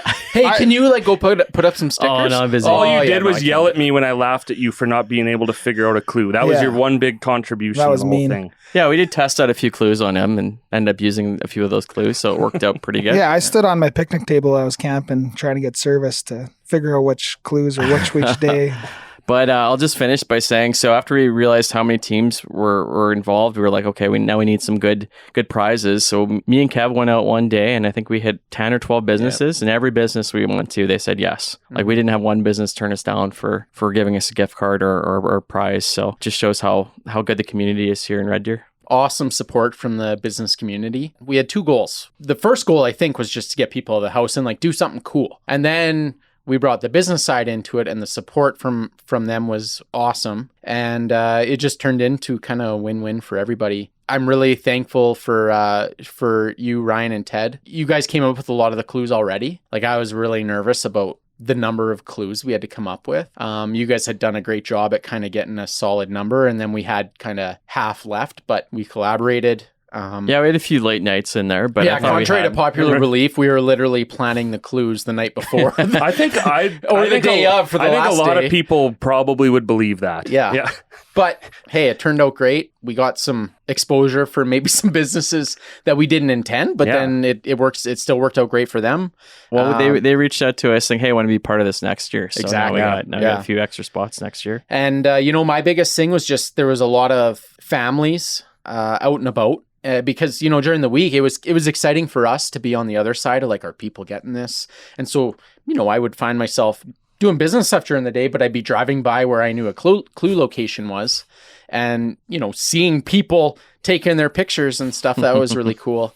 And I had another point, but I forget it. It'll come back. It'll come back to you. Yeah. But I guess my last point was I never thought that at the end of this, I would be sitting in a forest behind Sunnybrook in a lawn chair and a drink. Guarding a treasure box worth $1,500 worth of stuff. Yeah. So really neat to see the winning team. I got to say the second place team, the Flamingos, who are big supporters of us, they were like a minute behind the first place team. So it was actually quite exciting. And I had my money on them. They were running. I've seen that video and I thought they were like 10 seconds behind that team. Yeah, it might they not were even close. be a minute. It was like 30 they were seconds. close, yeah. And they were like one of the first teams done every day too, and I see them all over the place now, which is one of the really cool parts too. I know my big job was manning all the emails that came in and the photos to prove that people were at these clue locations. So I got to interact with a lot of people and meet some new people that still, you know, whether you see them around Red Deer or even social media, whatever it is, was really cool for us too to get to meet some new people, especially families, because we're not exactly a family podcast. So, you know, it was kind of a new demographic for us to hit, but seeing the pictures come in and watching people have fun and get around Red Deer too, and seeing that like after, you know, the shit year that everybody had, or year and a bit, whatever it was, but to see that I thought was pretty cool. And on the flip side too, is you just see a whole different side of people, because we thought this is just going to be a fun treasure hunt, get people out and about. You know, you're talking about, we don't want people racing around Red Deer, and people got competitive, and like Dustin, I thought your sisters were gonna fight me one night because I made a joke that they were disqualified, and you just see like the 3 dots typing for a while. It's like, okay, this wasn't a funny joke apparently. Like I have made a mistake here. But the buy-in from people on that was amazing. And you talk about the last day, so I was hiding just kind of by the pitch and putt, just on the one side of Great Chief Park there. I was the first clue, and we had 50 teams, or like a ton of teams in the final. We had 30 teams in the final. Yeah. And it took a while, and people couldn't find me because I was kind of hidden. And when people started, I thought I was going to get punched in the mouth so many times. And then, you know, and people were, so I finally moved to the front near the end just to make it easier on people who were already way behind. People are falling out of their vehicles trying to get out and just scan this clue. It's like, oh my God, like, this is incredible, like the buy-in from people on that. So I thought that was pretty cool. And my other favorite thing, I got one more, is just the comments we got. You know, the Maskabatoon stairs was one where people said, and this was the goal of it too. That was my other point. Was that people said, man, I didn't know this was here. Or, I've never been to this restaurant, or I've never been to this business. And that was the whole point. So I guess if that didn't happen, we'd be like, what the hell are we doing? But it was pretty cool. And same with, you know, businesses that weren't actually part of it, but people went there. So yeah, no, I thought you guys did a great job planning that. And, you know, thank you to Tourism Red Deer for partnering up. And, you know, Dustin, you weren't there, but a lot of people you know were in it. And, you know, what do you think kind of from a sort of outsider's perspective? You still saw some funny stuff with that too. Yeah, and my wife and one of her friends participated in the week leading up to the weekend, where she knew she couldn't get into the final, or it would look bad if she won also. But she had a ton of fun just going out each day with our daughter and a couple friends just to try and get the clues. They were hard. You know, the feedback that I've heard from people is they can't wait for 2022. And I'm looking forward to, if you have a date that's, you know, maybe not 3 weeks before the actual date, and I can put it in my calendar, I'll be a part of next year. And rave reviews, you guys did an amazing job with it. Ton of business traction. Lots of people downtown the one day for I think it was the downtown clue or something. Well, it wasn't. It ended up being a call cut or something, but there was something about downtown. And I remember my sister just I didn't have service, but just nonstop calling me. You should see there's 80 teams downtown roaming around and getting voicemails. And, you know, it ended up being just an amazing time for people, and in a time that kind of sucked. So well done to you three. And I'm looking forward to being part of it next year. I do have to say that I think we're a little evil, because we were getting some of those texts of just mass amounts of people in the completely wrong spots, and we were loving it. Like that was maybe our third goal, was just to like screw with people. But it is, when your sister told us, Dustin, there's like 80 people downtown right now. I'm like, holy crap, like for this treasure hunt, like for some gift cards, like that's amazing. Like, so that's, you know, Lund, if you've never felt like an influencer before, which I know you have because of your Instagram account, but that was huge. But just been blowing up, man. That Collicut one did make a lot of people mad because we wanted to thin it out. And what was it? It was something like you can cut down Main Street. So there's a Main Street in the Collicut Center, and I think the word call was in there, but there's no Main Street actually in Red Deer, but everyone was on Ross Street. Yeah, what a bunch of idiots. But please join next year. I gotta say, I'm pretty proud of a couple of the hard clues that we were able to come up with. I'm glad that we were able to stump people. That was fun. It's tough because some people get those clues right away, and then other people will not get them ever. Mm-hmm. So you got to strike that balance. Don't tell them though. So you were, yeah, it was nice to test out a few on you because when you couldn't get it, I know there's going to be a few other people that I'll are help with gonna the struggle. planning next year. I ain't helping with Yeah, the clues. No, You just tape I stuff like coming up. up with the clues, so I'll do a lot of the clues next year too. Perfect. Well done, fellas. All right. Well, before we move on, because we're sitting here enjoying some Troubled Monk beverages tonight, but thank you again to Door Tender. They always deliver. Get it? Ha! Thank you. I only had to hit you kind of hard to get that laugh out of you. We're enjoying some studio beverages here. I need to thank Door Tender too for offering our listeners a discount all summer for $10 off, which you can still use. So if you still want to order your Door Tender, you can use Oh Dear Summer, that code, on your next order for $10 off. And the other thank you too is they gave us 4 $20 gift cards to give away at the live show as well. So they support us in a ton of ways. And again, I think the way things are going, with the C word, people might stay home more. Plus, it's eventually going to get cold. A different C word. Yeah. I'm not talking Me about and Lundy are very Yeah. confused right I'm now. not talking about a specific person, but the thing I said we wouldn't talk about. This is going so good tonight. And people, it's going to start getting cold again. So you're going to want to start using Door Tender again. So make sure you use that code. And thank you to them as always in constant contact with them. I hope they had a great summer, and hopefully we can get together with them soon to do something fun. So thank you, Door Tender. Hey, but just remember, it's always summer until the snow flies. Ha!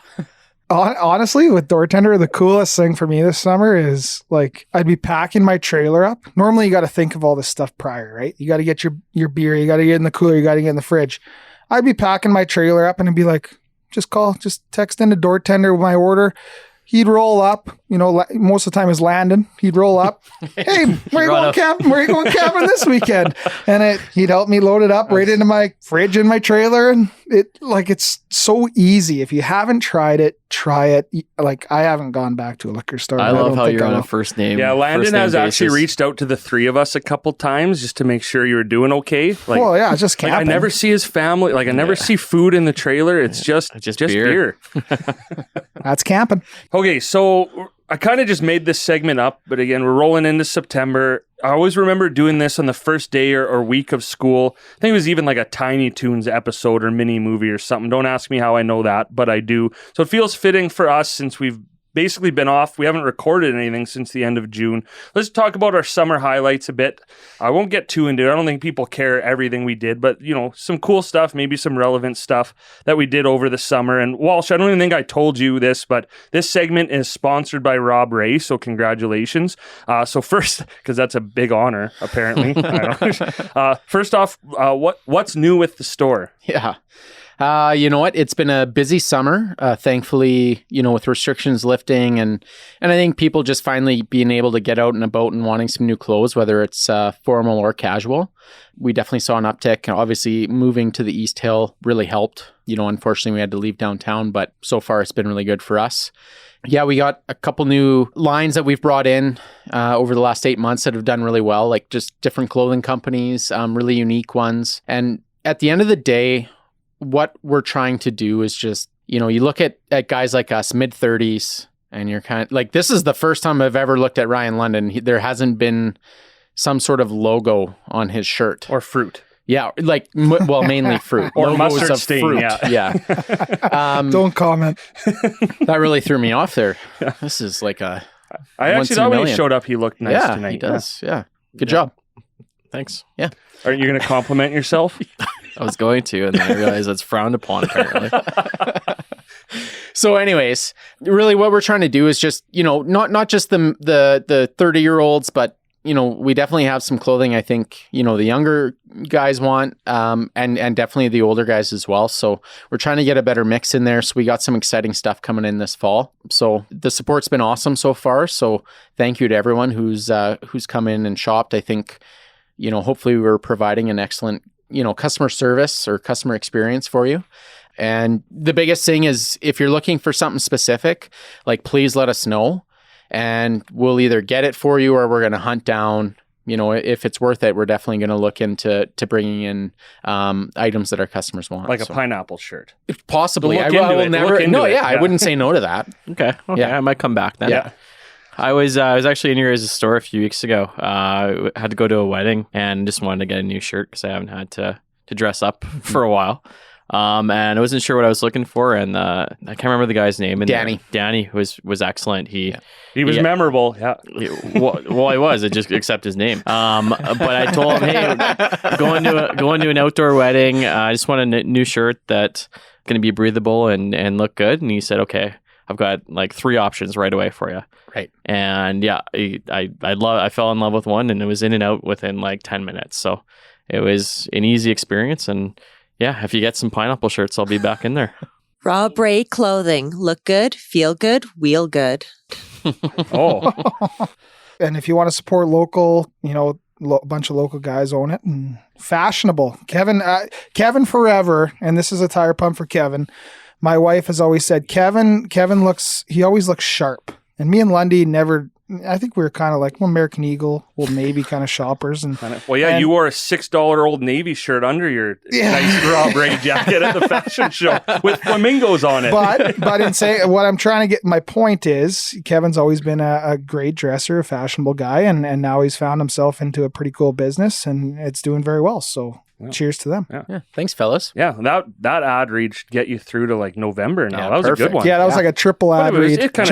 Charge them. Yeah. We'll triple your going rate. So, and talking about this, it kind of reminded, when we're talking about things we did over the summer, and something unique was we never really talked about how we did the kind of the model shoot, where we did a photo shoot, with Rob Ray clothes. We were here at the studio, went to the golf course. And first of all, it reminded me that I did not thank Ash McLean from Ash McLean Photography too for taking photos at our live show. Really, so who else did something kind of neat over the summer? I don't know. Maybe I'll give a good example. I've lived in Red Deer for almost 6 years now. And this summer was the first time I actually floated down the Red Deer River. And I went with coworker Aaron and the athlete. It's one of the things to do in Red Deer anywhere. I've done it in Calgary, but I just thought it was a lot of fun. You go down the river, you recognize a lot of the places you're going by. So thank you, Aaron, for lending me a paddle board, and also for volunteering to paddle Kevin down the river, the athlete, not this Kevin, but down in the dinghy. That was a big responsibility. No, it was, and I thank you for putting your trust in me to navigate the wild waters of the Red Deer River. But it was a wonderful day, and shout out to the athlete, because River Kevin was a sight to behold. He was like a little baby in the dinghy behind my paddleboard, and I've never seen anybody so relaxed, enjoying. I think he slept at one point, so it was a really nice moment for the 3 of us. Well, and Aaron goes, it'll probably take like an hour. We'll go start kind of just past or at Fort Normando and go to 3 Mile Bend, and 4.5 hours later, which I'm not complaining, because what else am I going to do on a Saturday afternoon? But highly recommended. I think you guys probably have all done it, maybe not for a while, but not for a while. Kind of something fun to do, and maybe next year we just do a great big Deer River float. Yeah, I've actually never done it. I spend my time floating out at Gull Lake, so it's no current out there. So I'll come with you next year when you go float down the river. Yeah, and I don't know about you guys, but when you mentioned this segment tonight, like I think a lot of our listeners will agree with me. This summer just absolutely flew by. Like between camping, our little golf tournament adventures, and I don't even know what the hell else I did, but it just seems like it's come and gone. We raised, I think, $9,000 in our little golf tournament. That's, besides camping and hanging out with family and friends, I don't know what else I did. Yeah. And we could talk about the Chubs, because we went to Saskatoon, was incredible, and a lot of firsts. So again, if you were at the live show, we talked about a bit of this, but we're going to talk about it again, because first of all, Kevin Walsh shot 7 strokes under his handicap, I think, to move way up from near the bottom of the standings to finish second. So congratulations. Lund, thank you. You got your first heartburn ever, which is wild to me that a 35-year-old gets heartburn for the first time. So congratulations for making it that long. You know what? It was a real eye-opener to me, because I realized, I knew it was heartburn, but I've never really experienced it, and I just couldn't drink ananymore. And I said, hey, does anyone have any Tums? And every single guy at the tournament pulled out a little bottle of Tums. It was just like, holy shit. We got home that night, and I came up with my the Sunday night or whatever it was. Like, here's some Pepsid AC. Yeah. Here's Gaviscon if you need. Here's this. Pepto. Here's the Alka-Seltzer. I was like, I can't believe you didn't come see me first. I should have, but I was, I didn't know what to do. I didn't know how to treat it. And then it was like, I should have some Tums. And then every single person I asked, here, take the bottle. I got lots. So yeah, I still had a great time, and it's probably for the best because I didn't drink as much as I normally did. Yeah, so you kept our room nice and cool. You got home, got the Yeah. AC kicking, and by the time I got home, it was nice and cool. I didn't play any better, so obviously sleep doesn't make me play better. So that's good to know for next year. Or I'll, Tums don't make yeah. you better. Yeah. or drinking less doesn't make me play better. So I've ruled that out. That's not my problem. I think it's the golf balls or the golf clubs I'm using. Maybe it's the golfer. No, it's not me. No, I'm pretty good, man. I'm pretty good at golf. So it's my teammates, it's my putter, or it's just the golf courses that we've been playing because I've ruled out everything else. So anyway, here's the next year, fellas.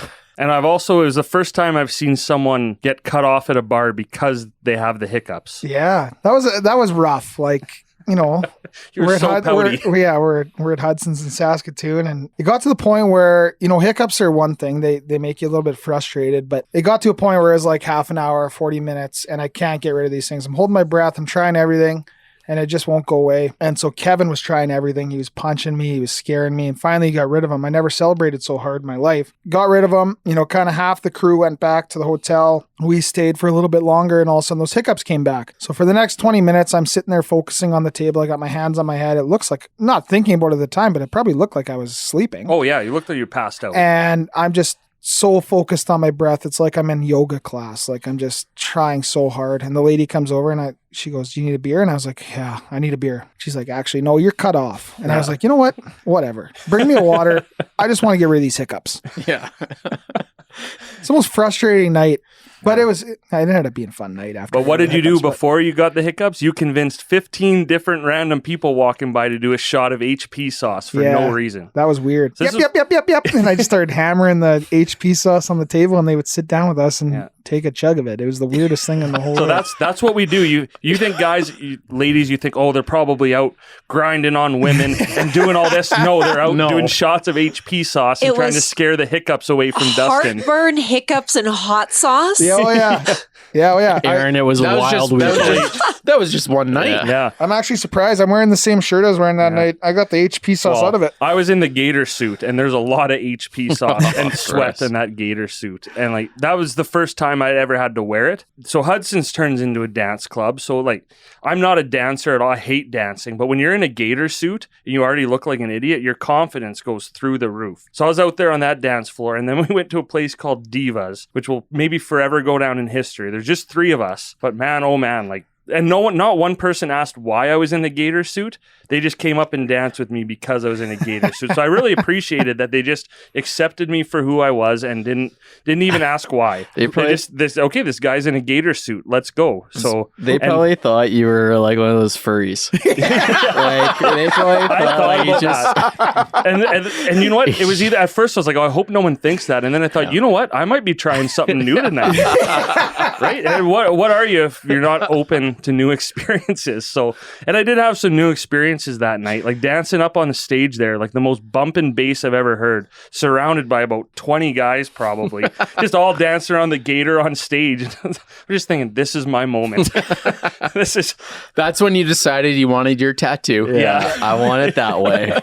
No, I got a gator tattoo somewhere else, but and then poor Dustin. And not only that, I've never sweat more in my whole life, because this is like a felt, like it's a costume. It's almost like a onesie. And Dustin had to wear the gator suit the next day. And what do you do when you get home at 4 a.m.? Well, you just ball up the gator suit on the floor and leave it by the air conditioner. And there was a race. Another guy in the gator suit went to bed at like 7:30. So his was nice and dry and not sweaty. And Dustin didn't get that gator suit. Oh, I tried. I called him at 8 the next morning. We didn't have to leave the hotel, I don't think, till 10:30. And I was like, "Hey, bring me that gator suit." He goes, "Too late." It's like, shit. It was a I little got wet. Ted's sweaty gator suit to put on. Great. And I could not catch up, like for the amount I sweat, I could not rehydrate enough. Like that was a bad day the next day, but a fun night. So what else did you guys do over the summer? That was a lot. I knew we'd go off on that tangent, but One thing actually that kind of came up a few times, I think, and Dustin, I think your wife, Ashley, will agree. My wife, Kim, their group of friends, I think they jumped on the scooters 2 or 3 times around the city. And the last time was our good friend, Kelsey, her birthday. So we went for supper, and then a bunch of us went out for a scooter by Capstone and down the Round Power Ponds and stuff. And it was a lot of fun. And there was like 6 or 8 of us, and we'd stop for pictures, and it was nice to see something new in Red Deer, and it's kind of caught on because I see people all over the place on those scooters, which is really cool. So I truthfully, when they first came here, I thought this is never going to work. It's going. And I think it's doing great. So. Hey, Ryan back there, how do you like those scooters? Thumbs up or thumbs down? He's had a couple crashes on those. Maybe that's operator error. I don't know. But you had your first dunk tank. We had our first dunk tank experience. We got to go to the farmers market and help them celebrate their grand opening. And they were looking for some people to get dunked in their dunk tank out in their parking lot. And me and Teddy were both on there for a good half hour at least. And I don't know, we probably both got dunked about 40 times, and the water wasn't warm, and they weren't throwing the ball from very far away. And every time a little kid got a ball, you knew you were going in. Because if they were anywhere close, they would just come up and hit the button and send you in. And then the worst is when you weren't expecting it. Because like I had a few random people just come up and knock it over. Like a few. Who would do that? I think Renee from Tourism Red Deer did it the first time, and then one of the guys working there, Ted, did it. So it actually happened quite a bit. Yeah. So the worst part wasn't getting dunked; it was just the anticipation of getting dunked. It's like the noise of it. Yeah, and then it's not very far, but the first couple of times it feels like about 100 feet. Yeah. Then it's I'm a big guy. And the more I got dunked, the more water splashed out. So the more I was hitting bottom, and like, man, good thing I've hit rock bottom already in life because I'm used to it by now because it's starting to hurt. They had like an artist there that had they had a whole bunch of paintings set up right next to the dunk tank. Oh no! So every time, either Ted or me got dunked, we'd do a pretty big splash and get a little bit of their artwork wet. So they finally got the great idea to set up like an umbrella there to protect the art. But it took them, 30 dunks before they figured it out. You weren't going to tell them, though. And they didn't have a hose. It's some poor kids just constantly coming out with little buckets of water, just dump, and they could not keep up with me. Because they had a line there was like 4 kids who I don't think they can afford to go to college anymore because the parents just kept putting money in. And it was for a good cause. So that was great. But kind of, it's a fun experience. It's a little scary because there are a couple ways to get hurt. I know there's one, you barely sat down, Lundy, and the girl dunked you again. Yeah, this like 4-year-old girl with an arm. She dunked me. That's a prerequisite for throwing is you need at least one arm. She dunked me on her first throw, and I thought like, oh wow, great shot. So I climb back out of the tank, sit down, and before I turn around, I go in again. She dunked me twice in a row before I had time to get set going, again. No. She had it in for me, man. Like a little she-devil. Okay. I just thought of something I did this summer. It was pretty cool. We did a murder mystery wine night out at our cabin in Gull Lake. First murder mystery I've ever been a part of. It was really fun. I want to do it again. So you got characters, you get costumes, you have accents, and they're just hilarious because they're terrible. And there's like, you get your instruction book at the beginning, and then as the night goes on, more and more clues are revealed. And it turns out I was the murderer. So I knew it. And it was a blast. So that's you didn't know you were the murderer until the very end. Till near the end, yeah. You kind of pieced it together by then, or no, because they set up where anyone could possibly, like, everyone had motive and everyone could possibly be, and then like the third and final scene at the last few pages, it's like, hey, do not announce, but you did it. You're the murderer, right? And then I'm glad they didn't tell me at the beginning because I don't know if I could have kept it in. So when I read that, I was not looking anyone in the eye. But 2 people guessed me correctly, and 4 people didn't. So how long did it take, kind of from start to? We did it over actual dinner too, right? So we had So you made a whole evening out of it. A whole evening. Yeah, dressed up and. So I mean, I guess took us about 4 or 5 hours to do. Were you in your flamingo shirt? I was dressed up as an old farmer, an old like 80-year-old retired farmer with some sort of accent from, like, it was a cross between like Boston and Norway. Yeah, that's typical. Yeah. So actually, my favorite part about that is the night, probably because it was the day of where Lund had to go out there a night before, because why would he think of this sooner? I forget, I wasn't in town, and he sends me a text, and it just goes, hey, do you have any fake mustaches laying around? And I thought, I thought he was joking because literally the night before I was like purging all this stuff from my room and all this boxes and stuff. And I found these fake mustaches that I had from like a stag or whatever and threw them out the night before. And I thought he just found them in the garbage and was being a dickhead about it. And I was like, oh, dude, I can't believe you asked me right now. Because did you go digging in the garbage or you just call it a loss? No, I just used some makeup and drew on. Bree drew one on it. Looked not very pretty committed gross. to your role, but okay. But whatever, I was a murderer, so I could do anything I wanted to. Real question. Is that something you think you could do because winter's coming? Is that something you think you could do virtually and still have fun, or is that more of like an in-person? You could do it. Wouldn't be as fun virtually. Like anything. You could do it virtually for sure, but it'd be way more fun in person. Like I'd want to do it over Christmas or over, I don't know, if we're in lockdown again. Well, I can't say the L word either. Restricted again. We'll have to come up with other things to do this winter. So maybe that'll be one of them. Perfect note to end on. I think probably lots of stuff we're not thinking of too, just some unique, interesting stuff, but some good ideas there of stuff to do, right? Before we move on, it's been a while, so we just want to remind everyone, all our listeners, that Mike Soreo is still a sick beauty, and he ran an Ironman back in 2010. So that's it. We can move on. Apparently, we're going to move on to Deer Call here. And apparently Andrew didn't really like my last ad read I wrote for him. To make it up to him, we're going to pump him up. This is a day of pumping tires. Lund, we might get to you eventually. Everyone else has got theirs pumped up. So just wait. Your time is coming. But we just wrote a bunch of very true facts about him for Aaron to read. And so Aaron, tell us who Deer Call is brought to you by and tell us a bit more about him. Deer Call is brought to you by Andrew Russell and Associates. If you're looking to buy or sell a home, visit andrewrussell.ca. Not convinced? Here are a few well-known facts about Andrew Russell. Andrew Russell can divide by 0. Andrew Russell can believe it's not butter. Andrew Russell can slam a revolving door. Andrew Russell doesn't wear a watch. Andrew Russell decides what time it is.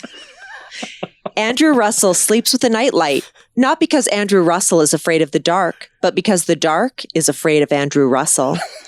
And finally, when Andrew Russell does a push-up, he's not lifting himself up. He's pushing the earth down. That was hard not to laugh. Yeah. And I promise I didn't just research Chuck Norris jokes and change out the name.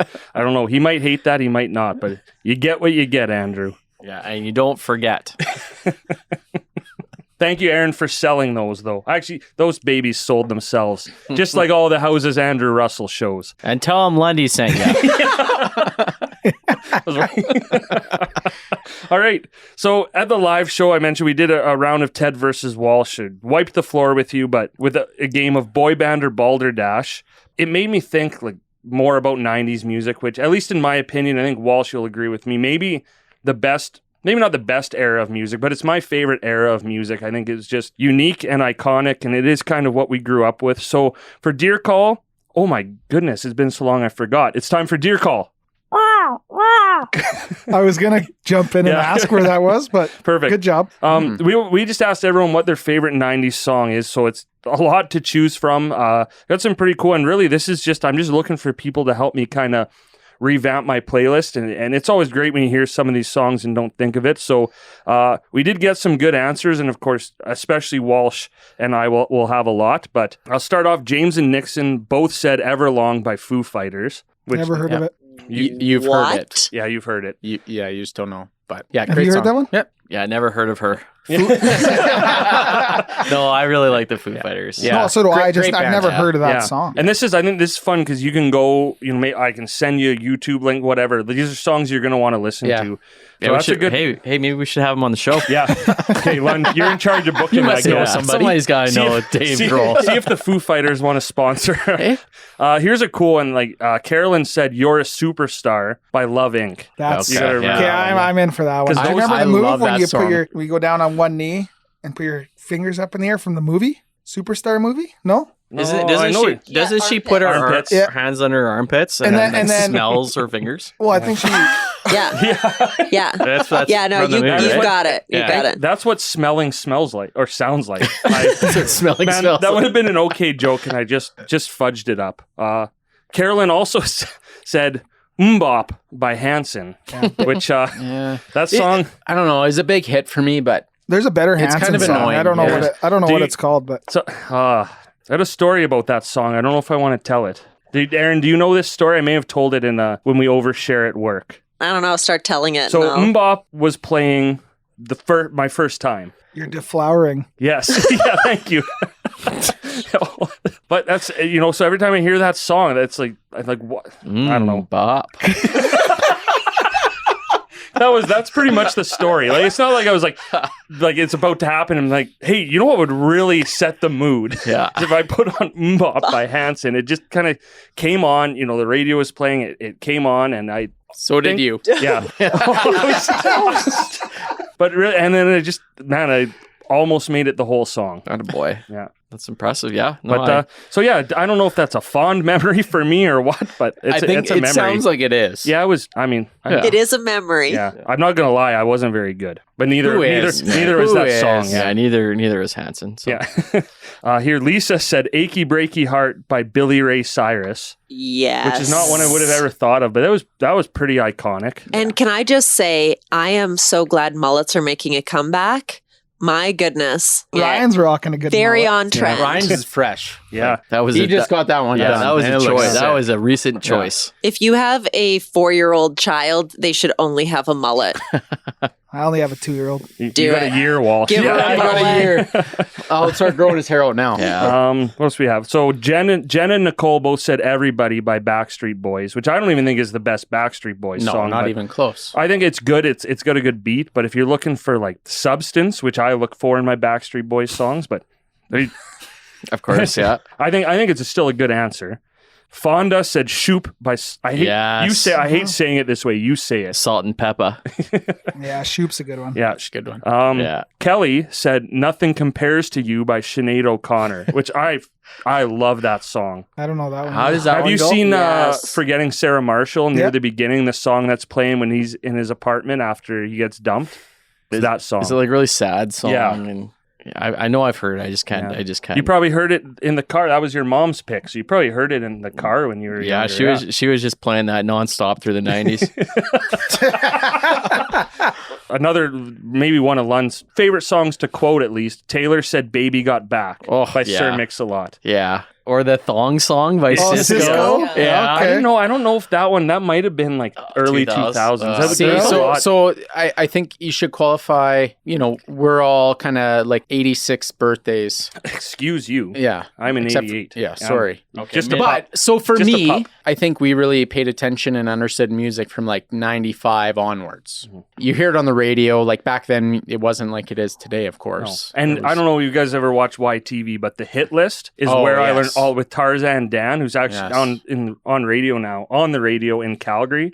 Now is like, that was iconic for me. And that's where I first saw the Spice Girls for the first time, the first Backstreet Boys, Britney Spears, like all of those was on that. And that's where a lot of these came from. Yeah. Free For me. Britney. Here's actually a cool one. Jordan said "Spiderwebs" by No Doubt. Oh, But Gwen you Stefani. forget that they're 90s because she's actually like, she's almost 50. I She's think. been Like, around they've been forever, around a long She time. looks fantastic. Yeah. Yeah, Like does. she hasn't aged a day. Yeah. But that whole album, that what is it? Tragic Kingdom, I think was the album, is unbelievable. So good answer there. This is one I had to Google it to see if it was 90s. So I learned something. Darcy said "Thunderstruck" by That's AC/DC. in the 90s? 1990. So you wouldn't think of it as the 90s genre of music necessarily, but it is a 90s song. Well, And it's a still great so song. good today, Yeah, so right? good. So But that's That's cool to timeless. learn. yeah. Oh, that's a good word. Yeah. Here's a guy you might actually be able to catch him at your local community college playing a show in the gym. Was Shane said "Informer" by Snow. Yes. Oh, Snow's got a way better song than that. Doesn't he sing? Everybody wants to be like you. Yeah. That I one's think, way yeah. better. Informer's pretty good though. like you. Yeah. Wow. Is Exactly. Snow in the room? Yeah. Exactly. I just want everyone to know I've heard that one before. Gino had two good ones. I don't know which is better, but "No Diggity" by Blackstreet. Like that's an iconic one. That's on Now Too. What a CD Yeah. that was. Yeah, probably best And CD ever made. I think where. Yeah. Well, I don't know. Big Shiny Tunes I was too. just, yeah. well, just take Oh. like that era, it was the era of CDs. The golden era of Well, CDs. it was. Yeah. And that's how we got all our music, was on like all the Now CDs, all the Big Shiny Tunes. Well, until you like and then the gave your Napster, family then computer Napster came along, herpes and by downloading LimeWire. LimeWire. And then you were always afraid that the knock at the door was gonna be the cops for like arresting you for Or downloading Metallica. for downloading like 4 songs. Metallica Officer, I'll at your delete door. them. Did you guys have the No Shock Discmans? Yeah, oh yeah. Yeah? You guys all had those? Yeah. Lucky. Here's another good one: is No They always Scrubs by skipped. TLC. Oh, And actually, that one I remember driving with Gino. He can belt that one out pretty good too. Emily said Sabotage by Beastie Boys. Or Hypnotize by Notorious B.I.G. So kind of two different types of songs there, but Yeah. and then actually this one when I looked was like the Rolling Stones' #1 song of the 90s, obviously, was Smells Like Teen Spirit by Nirvana. Classic. Yeah. It's like era defining. Yeah. Some would say. Did you hear that? Yeah, the there's a kid- lawsuit going Yeah. on right now with that. So the baby that's baby. in that picture, he's how old? 30 something, and now he's suing for. He wasn't 30 in the picture No, naked. of course. Yeah. I know. And now he's suing for like a couple basically- million. Or Yeah. There's something. no way he's getting anything. No, he's No, not. I would No. assume the parents signed all consent. I think he's also like kind of made a career out of Yeah. being that baby. That guy can get effed. That's a frivolous lawsuit. Maybe we'll get him on our show. Yeah. Okay, are you writing these down? Yeah. Okay. Amanda said this here's a 90s song. Whoomp There It Is by Tag Team. Wait, is it Whoomp? There It is Whoomp There It Is. WHOOMP. Oh, it's not Whoop. There it is. No. Apparently not. I looked it up. Or Whoop. I mean it's Yeah, go What- back to your what- last one. What is that M doing in there? That looks. That M must be a silent M. and Lindsay said The Sign by Ace of Base, which again another one too That one's- was yeah. in Pitch Perfect. How does that one go? Is that's I 90? saw the sign and it opened up my eyes. I wish I could close my ears there. Is that the right one? Yeah. Yeah. Okay. So that was it for the responses we got. And I mean, I could go on for forever on this, but some big ones from the 90s that we didn't hear, like Iconic or Wonderwall was a big one. Bittersweet Symphony, right, was another one, a one-hit wonder too. Like you go on and on. For me, one of the actually favorite 90s songs is not by Backstreet Boys or any of those bands. It's You Get What You Give by the New Radicals. Yeah, that's a really good Which song. just, I don't know, it hits really good. It's at the end of Click, a great Adam Sandler movie. What a movie that was. Yeah. And then honestly, maybe my favorite 90s song, and I unfortunately know all the lyrics to it, is Summer Girls by LFO. It's pure art. One song is like real words, and the other one is like Michael J. Fox was Alex P. Keaton, or Billy Shakespeare wrote a whole bunch of sonnets. Like that's masterful. I have no clue what you're talking I know about or the what you lyrics. just Exactly, said. It's the lyrics of the song. These are things you got to like listen to the song. If you drive with me, you're going to hear me sing this song at some point. Yeah, if you drive with me, we're going to listen to one song and one song only. What is it? My Lady Humps. Humps. Oh, my humps. No, I guess for, the people going. Yeah, for 90, I don't know if this is 90s, but Chumbawamba. Yeah, that's That was the other one in my mind. Yeah. That is that the I Got Knocked Down song, or is that a different Yeah, one? Tub Thumping. Okay. Yeah. Okay. That's the one that came to mind for me. For me, it was maybe it leaks into the 2000s a little bit because I think we were kind of junior high school, but any real good slow song at the Much Music video dances, Oh, yeah. Where you the just get Lone in there and Star just grab those Amazed, or like hits. Casey and JoJo, All My Life, Yeah. like those ones. Oh man, you just like see a slow song will come on. You just see mass chaos, guys looking for girls to dance with, and then you don't want to be the guy that's like on the sidelines. And I just have good memories with those songs, just dancing away. And there's a lot of good, and if you golf or do anything with me, I have a lot of those songs loaded up too. And Like Savage Casey and Savage Garden. Savage Garden was my JoJo. first CD. So Any I gotta give a Backstreet shout out Boy, to any Savage boy Garden. band like slow song. Chicka Cherry Cola. Yeah. Everyone's singing it. Yeah. For me, I mean, anyone that knows me knows I like my 90s music, and I'm kind of in the 95 to 2005. That's my jam, because that kind of takes us through high school. But if I'm thinking back to 90s, I kind of think of like playing hockey. And that was when you carried in your Kaboom stereo, and plopped her down in the room, and some kid was always in charge of the stereo. And it's like Song 2 by Blur and Limp Bizkit and like certain Sandstorm. bands. Yeah. Sandstorm. Oh, Oh my God. that still, And that was that awesome. still holds up. But then as part of the 90s, for whatever reason, I got the Spice Girls, their first CD. And like, I bet you to this day, I could sing 80% of the lyrics on every song on that CD. Wow. And I don't know what it was. I just like listened to it all the time. Yeah. So I don't care how that makes me sound, but I had a great time singing along. So yeah, I think there's some really, they have some really good songs, but there's so many. Yeah, and it's just fun now. It's why, like, truly think Backstreet Boys, a lot of songs really are good, but it's like the nostalgia. It's fun. End of every wedding I do, spoiler alert, I play I Want It That Way. That's the last song, and everyone huddles around and sings it as loud as they can, right? And that's why I think I love the 90s. And one thing I always want to say, like, I'm a very judgmental person. I know you might not have picked that up, but I'll never judge anyone on the type of music they listen to or movies they whatever, because that's the point of music and stuff, is you listen to what you like. So if I hear Lund upstairs blasting Celine Dion, it's like, hey, he's either had a really good day or a real bad day, but either way, he's enjoying himself right now. So. Yeah, Celine just knows what to say. So do you. Like, so do look you. at you when you keep a straight face like that. You always know what to say too. But that was, we could talk about this for hours. And I don't know about you guys. I'm going to go home and listen to a bunch of 90s music now. But that was a fun one. I might have to do part 2 of that because there's so many great songs out there. But that was it for Deer Call. And probably about a half hour shorter for that one than I thought we could have, especially with Walsh and I sitting here. All right. Good job, everyone. Good job, Ryan. Thanks, Ryan. All right, so now we talked about Ted versus Walsh. We did an official one at the live show, and I'm hoping by now I got it up on YouTube. I'm going to do my best, but you can watch that one. It was a little bit unfair, I think. Like, I actually was surprised how many lyrics I remember and stuff, but no, good job, Ted, on that one, because you crushed it and I needed it. So now we're going to move into round 8 of Ted versus Walsh. Ted vs. Walsh is brought to you by the Unparalleled Clothing Company. Don't miss your chance to save up to $20 on selected hats and apparel. Head to unparalleledpw.com now to check out Unparalleled's latest sale. All right, so Dustin and Lundy, again, it's 4-3 for Walsh, so this could be it. Hopefully I can force a game 9, but it's all you guys now. Go ahead.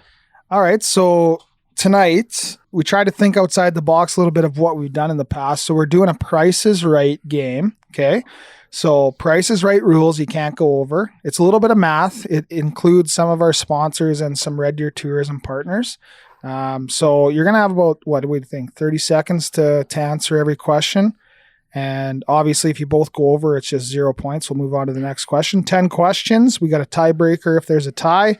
And we'll see if Walsh can close her out tonight. So Lundy, why don't you kick us off? All right, thank you very much, Dustin.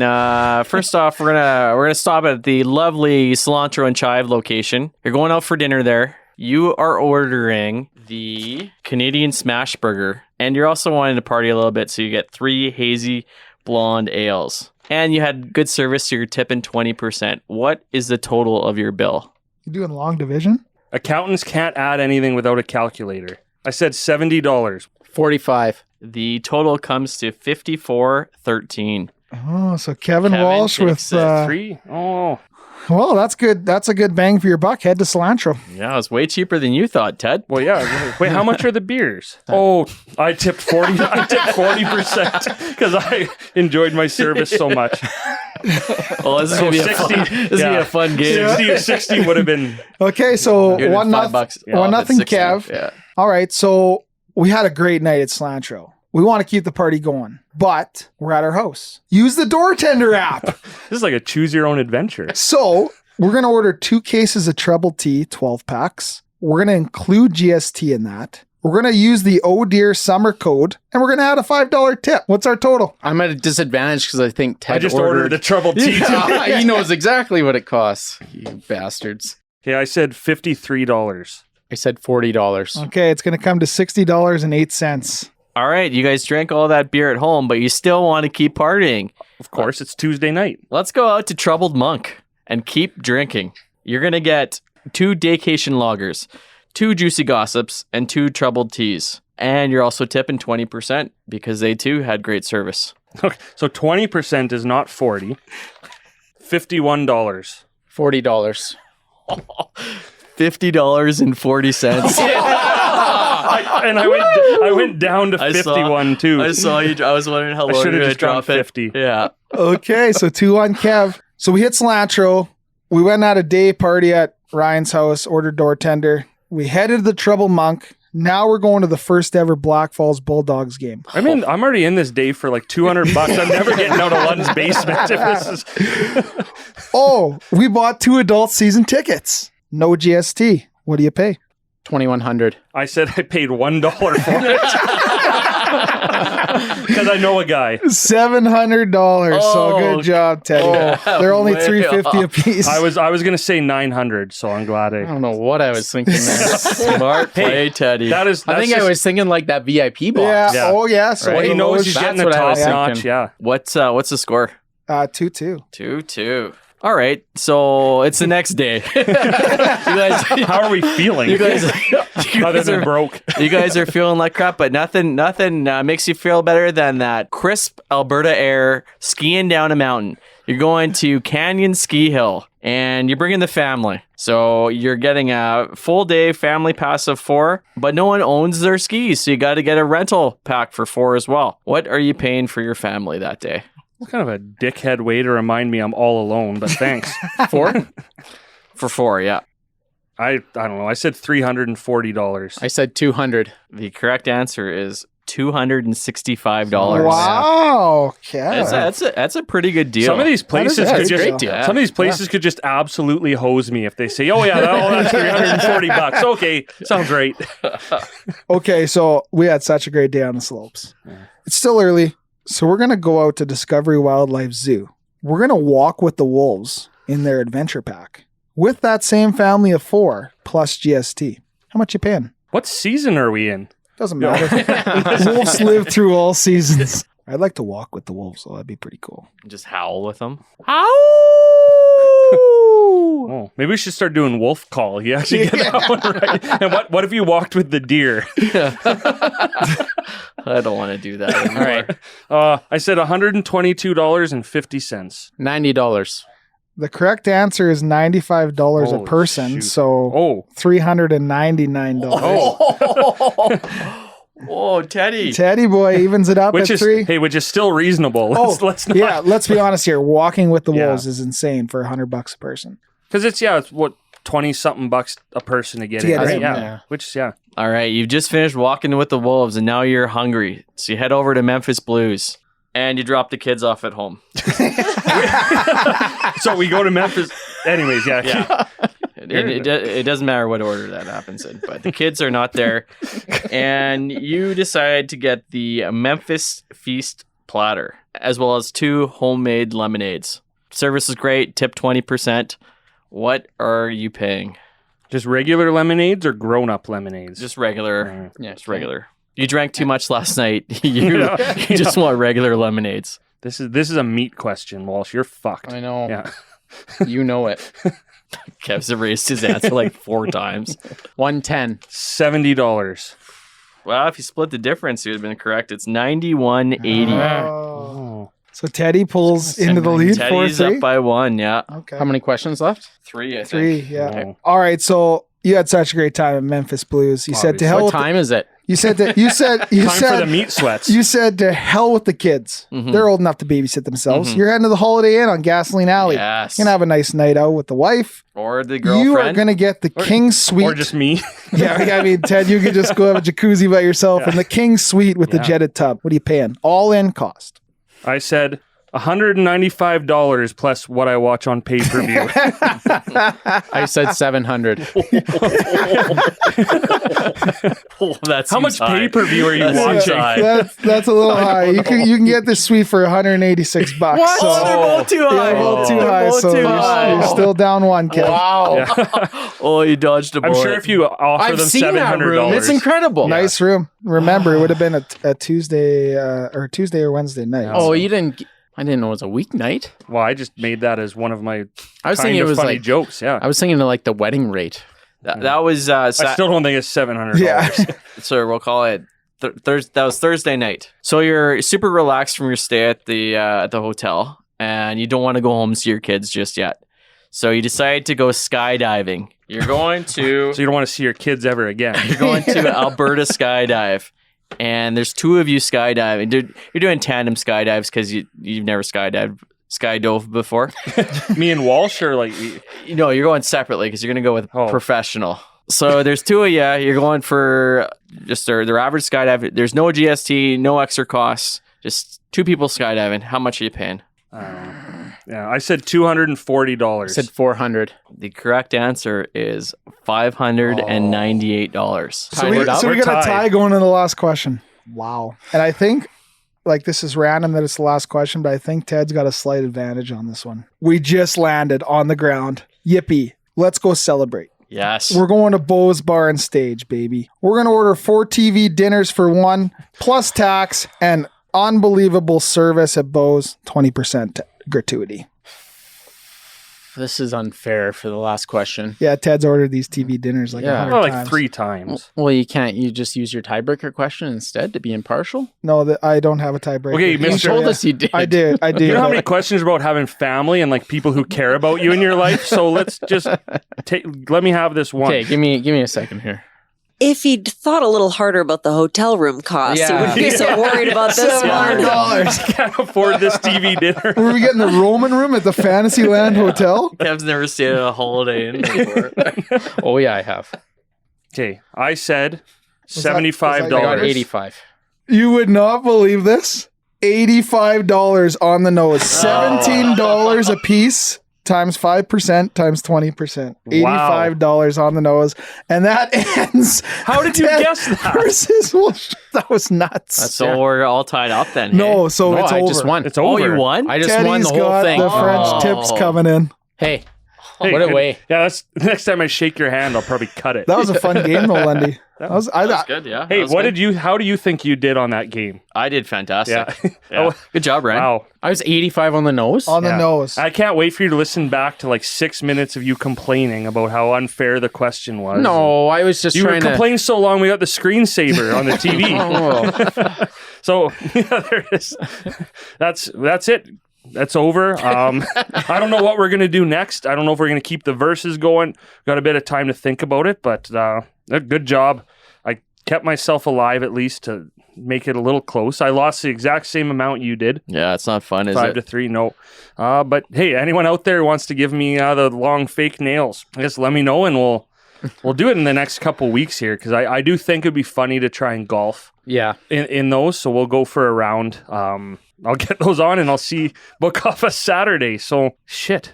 How do you lose on a TV dinner for one question, dude? That's the worst. Oh my god. When you wrote down 85, I was like, oh my God. Yeah. I knew he was doing some complex math I did. there. I just went by like $15 instead of 17 too, just to hope that he was high. But I might do that day when I got to get nails on.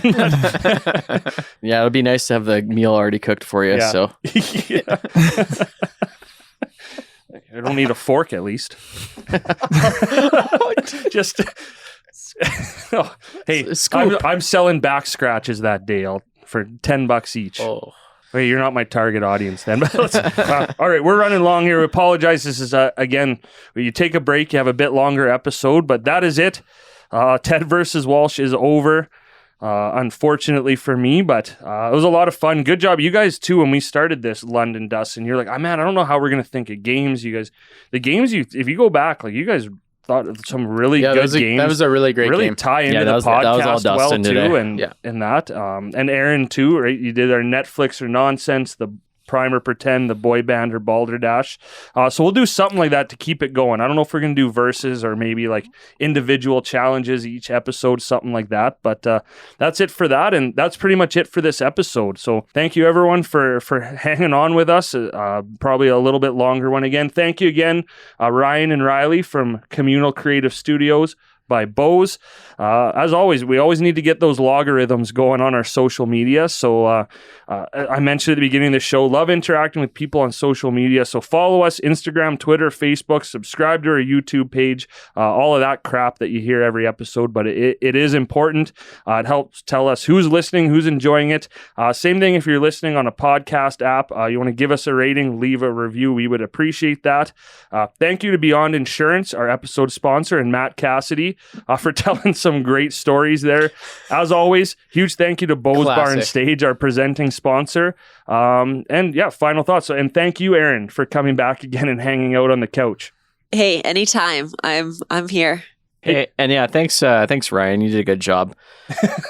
And I don't mean the the other Ryan. I'm talking about myself. Yeah, when people call you Ryan, I have no clue who they're talking about. Oh yeah, okay. Thanks, Lundy. Great job.